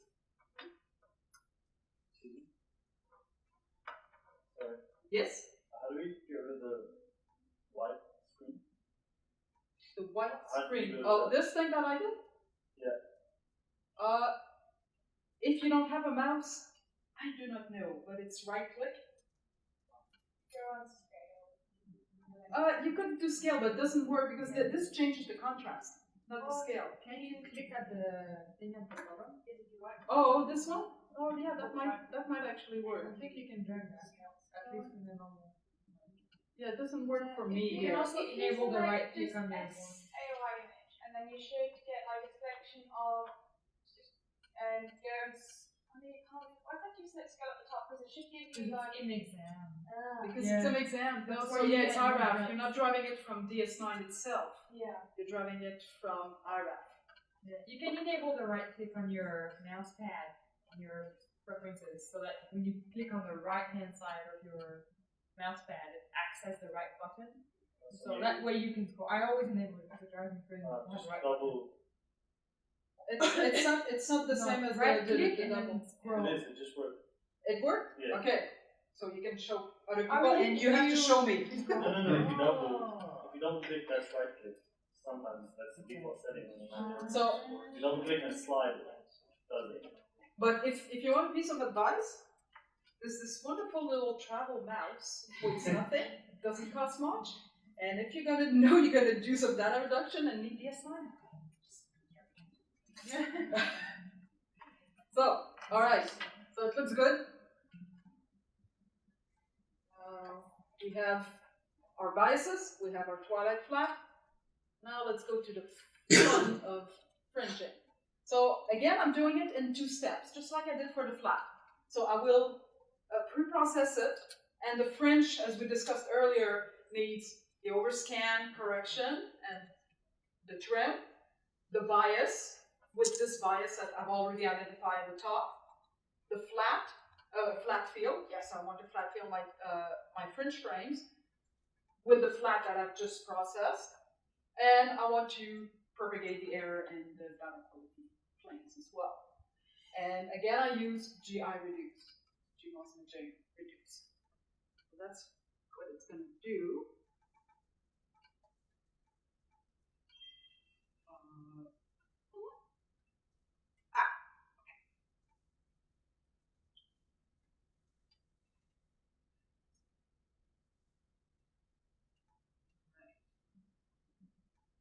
And once this is done, then we're going to create the fringe frame.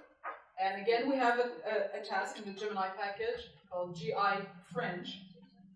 So I'm sure you're starting to see the pattern. We're going to feed our partially reduced data, so the RG and the fringe list. The output image is whatever I've chosen and defined above. And again, I will propagate the error and data quality plane. So that's what this thing does. Well, that's what we give it. So what's going to happen, it's going to take all the fringe frame, and again, just combine them together, make sure it rejects any high pixels. So we have an image of the sky without any sources in it, and hopefully without that trail that we saw earlier.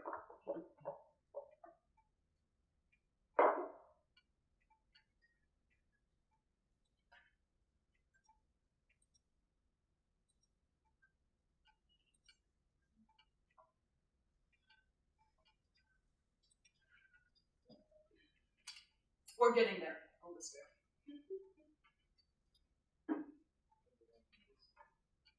Okay. Now let me show you what the fringe frame looks like.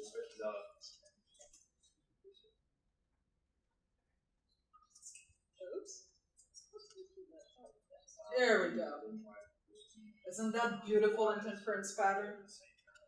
This is just no, there's no data here. But you can see all that stuff.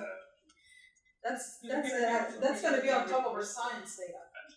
We're really not interested. It's beautiful, but we're not interested in that stuff. So we need to remove it. And because it was sorry. So does artwork. Fun the science. Yeah, we should frame it.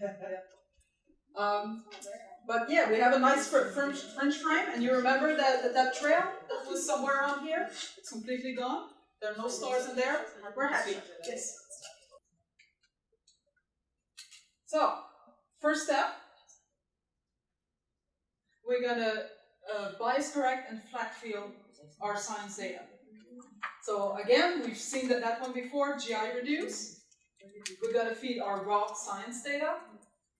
They're located in that directory. We're gonna overscan, subtract, trim it. We're gonna bias with the bias we've selected and defined above. Flat, same idea. We're going to propagate the error and the data quality plane. And since we have just 4 images, it should be fairly fast.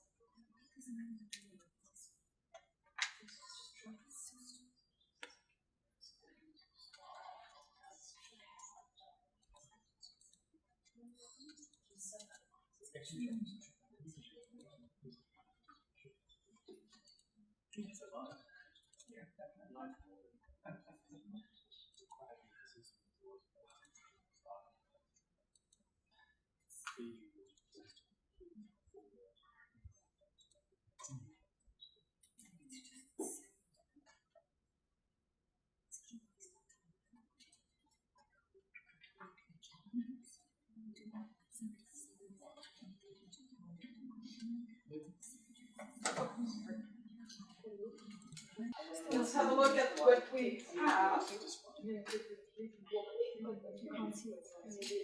So this is science data that has been bias corrected and flat field corrected and overscan trim.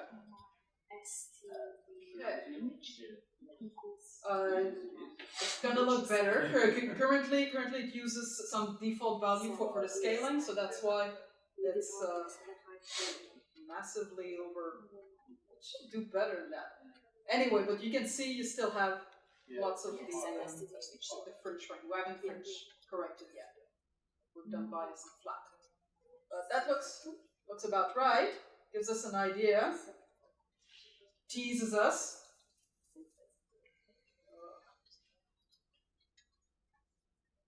And I have four of them.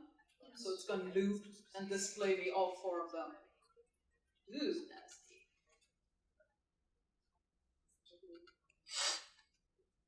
Okay. Now we're going to do the fringe removal. That bit can be tricky, especially if you have a galaxy. So, let me.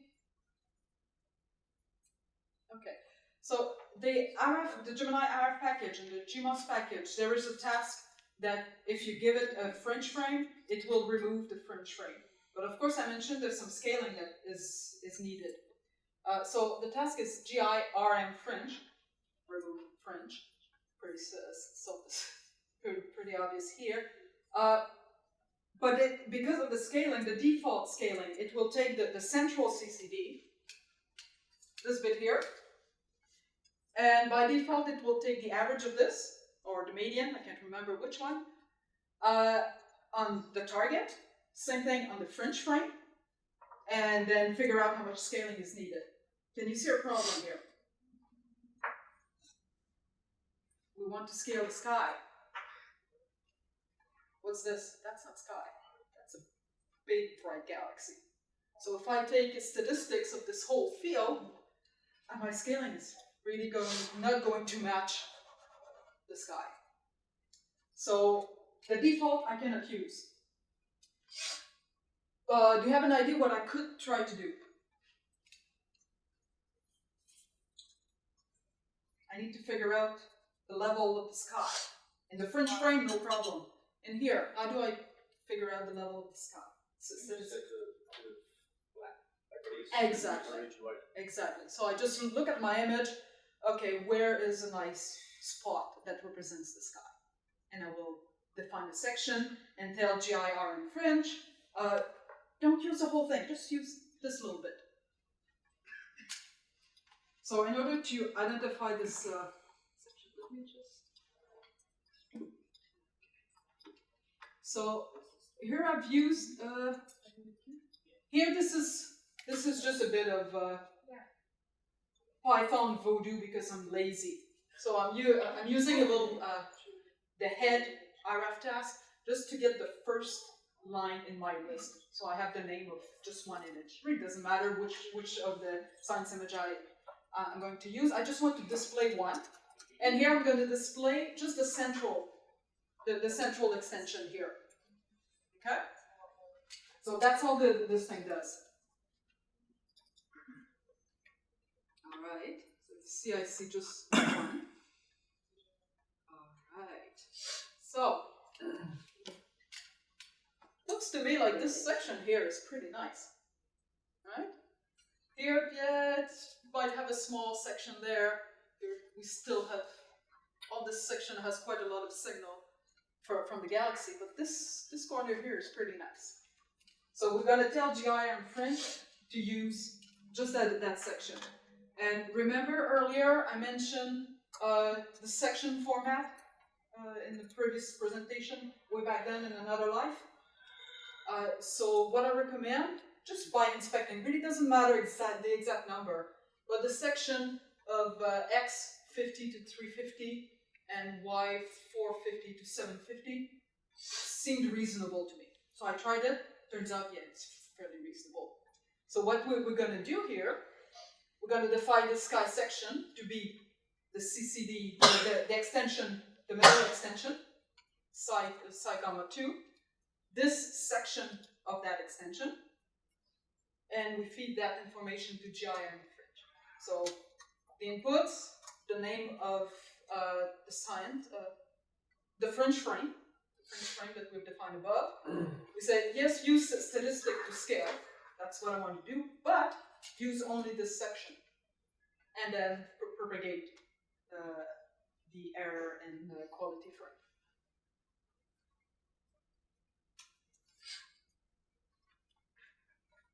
And really, all this does is it measures the statistics, does the scaling, and just does subtraction. That's all it does.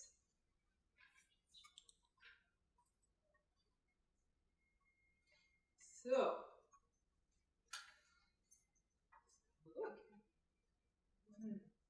ooh.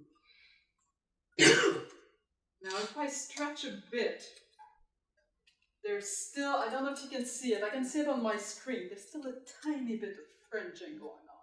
So if you're really pedantic and want perfect picture, you want to go back and just play with it. To me, it's pretty good.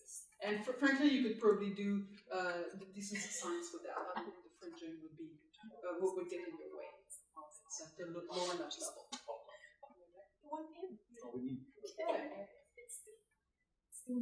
So it's going to loop through the 4 images that we have. And notice this big bright star, it's saturated and it's bleeding all over the place.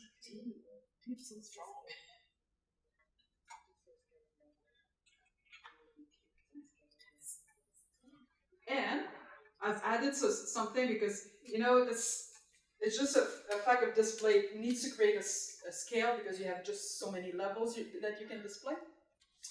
So, and there's lots of saturation in here, but you can set those levels. And here I've played a bit with it. So it's still G-display, but you set the top level to 20,000. And everything, that basically means everything above 20,000 will be white, perfectly white. Currently, I think it uses something in the tens of thousands, but not much. So that's why a lot of things are white. There we go. How's this?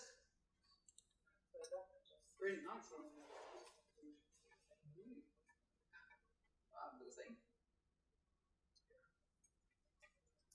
So that's our galaxy. Now, one thing that you notice, just get this. Well, one thing that you're going to notice is you have those, that's CCD1, CCD2, CCD3, and there's a gap between the CCDs, and that's what you see. Now we have 4 images, and the 4 images were dithered a bit. So we're going to first mosaic these things, because they look pretty, but there's a tiny little bit of an angle that needs to be corrected. So we're going to use a G-mosaic to correct for that, and basically instead of having 3 extensions, it's going to convert it into a 1 extension. You'll still see the gap after G-mosaic. It's only when we stack the images, align and stack the images, that all those gaps will disappear. We'll have a pretty picture. So next step is the mosaic. So we will mosaic our 4 images. This one takes a little while.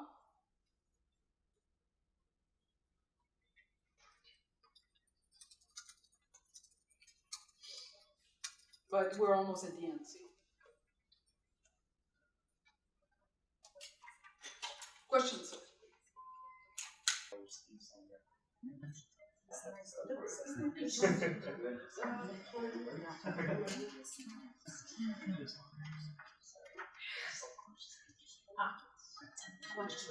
Question mark this night. Could you copy this? Put them and we can the combination.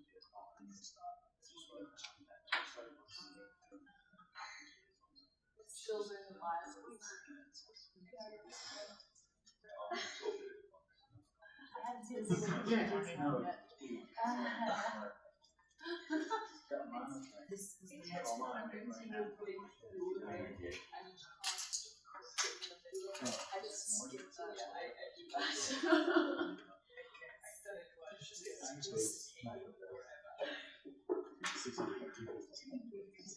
Yeah, and they open my raw image. I have so perfect resolution of all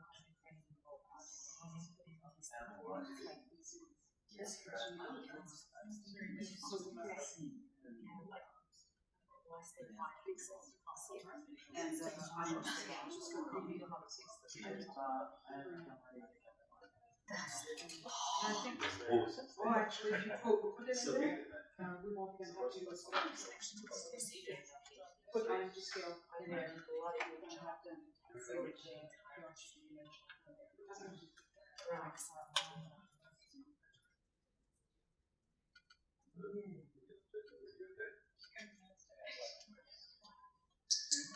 Okay, so,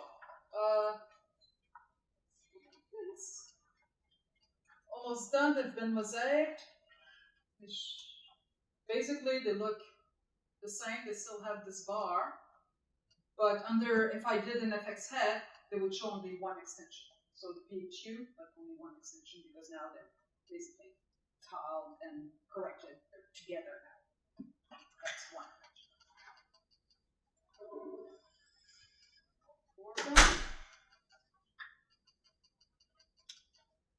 And now the final step, we're going to use IMCOAD. This one is in Gem Tools, the package. It's not GMOS, but it's loaded automatically when you load GMOS.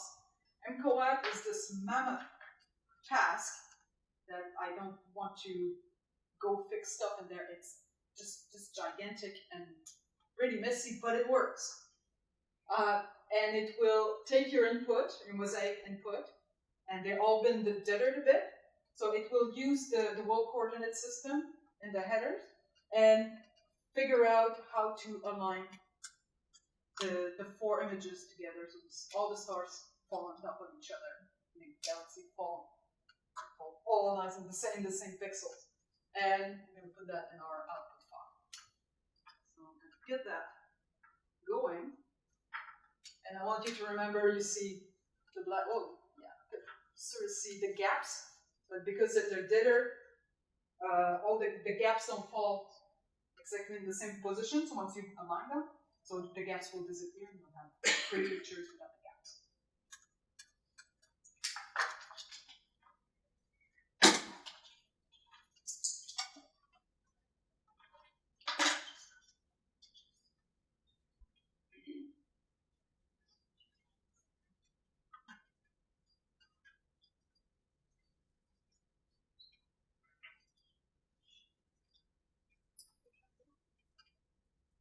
So, if you want to align image, this thing, as I said, it's big and messy. For a programmer, it's a mess. But it is actually quite useful, and it's fairly general. It also works on single fit files, because you don't just require a method. And has a very simple method. You can currently we're using WCS because for GMOS, the world coordinate systems are actually quite good. So you can use them. But if that's not the case, with IMCOAD, somebody's happy there. With IMCOAD, you can also say, well, find the stars and figure out how to match them together in order to do your alignment.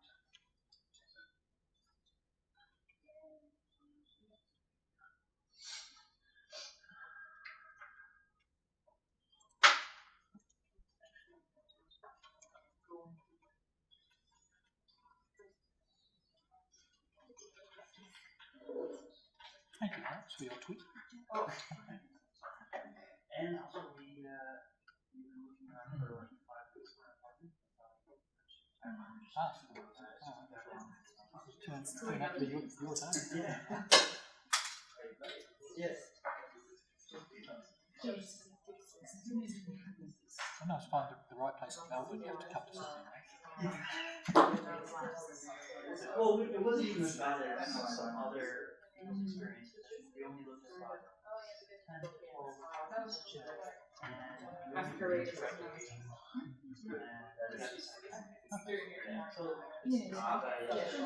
It's when you find out the shop is empty. While we wait for this to process, I'm going to pass.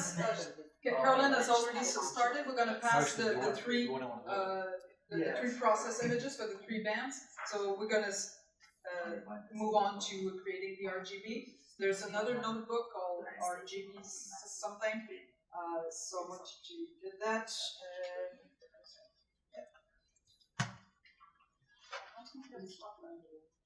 Oh, there's.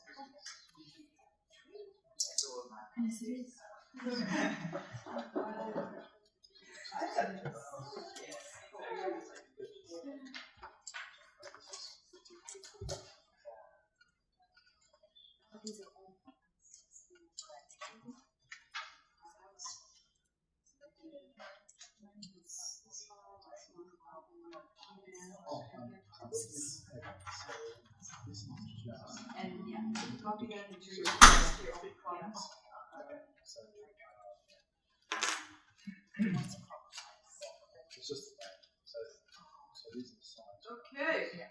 So after a while it finishes, and here I'm gonna show it to you, the pretty picture, and I'm setting the level so I can have a better contrast on it. And going. There we go.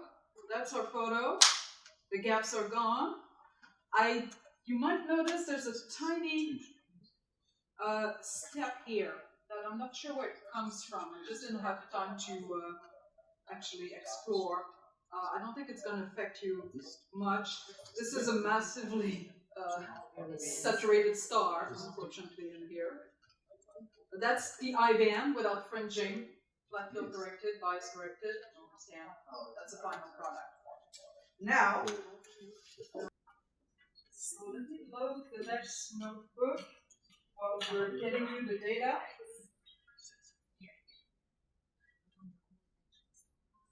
Create our RGB image. So, and don't want to put any pressure, but oh, do I have? It's not there. You don't have it. It's just in mind. I'm going to show you something. What our objective is.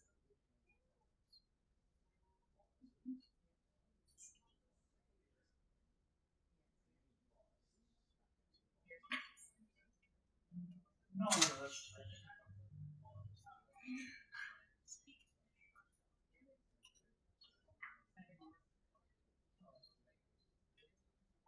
So, that's our objective today. Good luck. If you come up with something like that, I'll be very, very impressed. Obviously, you don't have that same resolution. That is an RGB image that was, I don't know which, oh, it's ITSO, and probably created by somebody who's a lot better than me. Huh? You can definitely do better than that. I don't know, on my screen it's quite impressive. I don't know about this, but I will be impressed. So, and it was funny that this is the astronomy picture of the day, and it came out the day I was actually writing this thing. So. It's actually quite an honour. Yeah, but it happened right on the day I was writing the thing.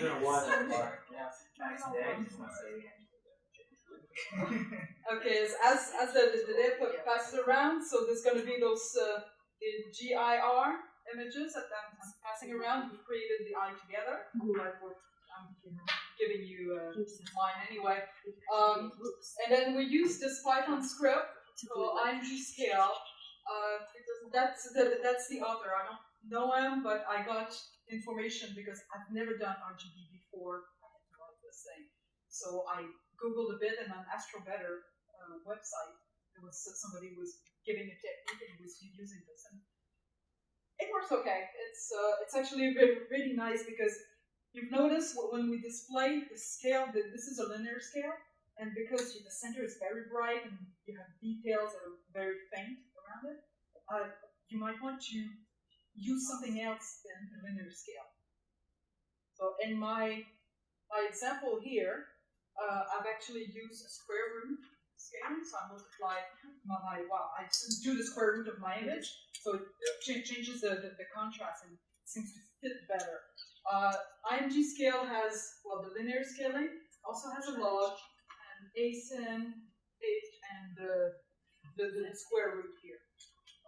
So depending on how much tinkering you want to do, feel free to use that. Basically, you can just run this as if it's going to give you, and I'm using the inline matplotlib, so it's going to show an image, give you results here on your image. It's going to show up here. Once you're happy with it, you can uncomment. This thing is going to save a PNG on your images. And so sometimes I find that, okay, it sort of looks good here, but I want to see on preview or just see it bigger. Then I just save the PNG and have a look at it. The numbers that I've put there, it was at least an hour of playing around. You can get lost in there. So, I want to adjust that. I want to adjust that. So this gives something sort of okay. Let's take it as your starting point. Okay, and then you can play but play with it. What I found, because I've never done that before, so I actually learned something, seems to be quite tricky to get the sky to be black. My sky is a bit blue. I'm unable to fix that. So if you can play with it and get me a black sky, I want to know what numbers you You see space should be black. We're talking about pretty pictures. It's supposed to be black. It's pretty scientifically accurate. So we're going to have two prizes. There are two prizes, One- scientifically accurate and artistic. Artistic version, Picasso version. I read an article on that, and apparently they were So I recommend, because we need that extra module, and you could copy it somewhere in your Python path or in the Eureka site packages. But honestly, if you put it where you have your 3 images and CD there and start running this thing from there, then the current directory is in the Python path by default, so you don't need to do any copying of IMG scale anywhere. So if you go to a terminal, let me just. Oh, but that won't. Oh yeah. So you see here, the only thing you need to change is this path. That path that gave us so much grief earlier. Now there shouldn't be any spaces in there. So whatever you used, it was this bit here with the all the way to NGC this. So if we have products, and in there you have your 3 files, and you should have IMG scale PY in there as well.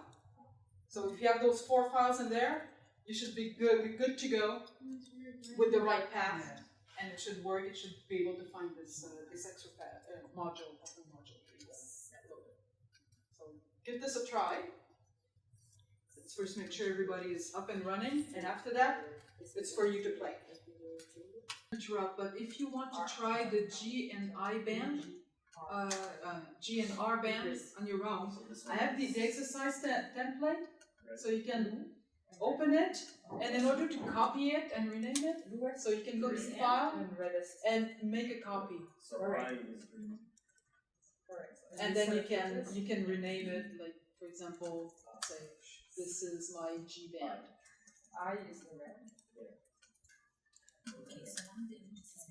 And you work from that, and you fill in the different numbers.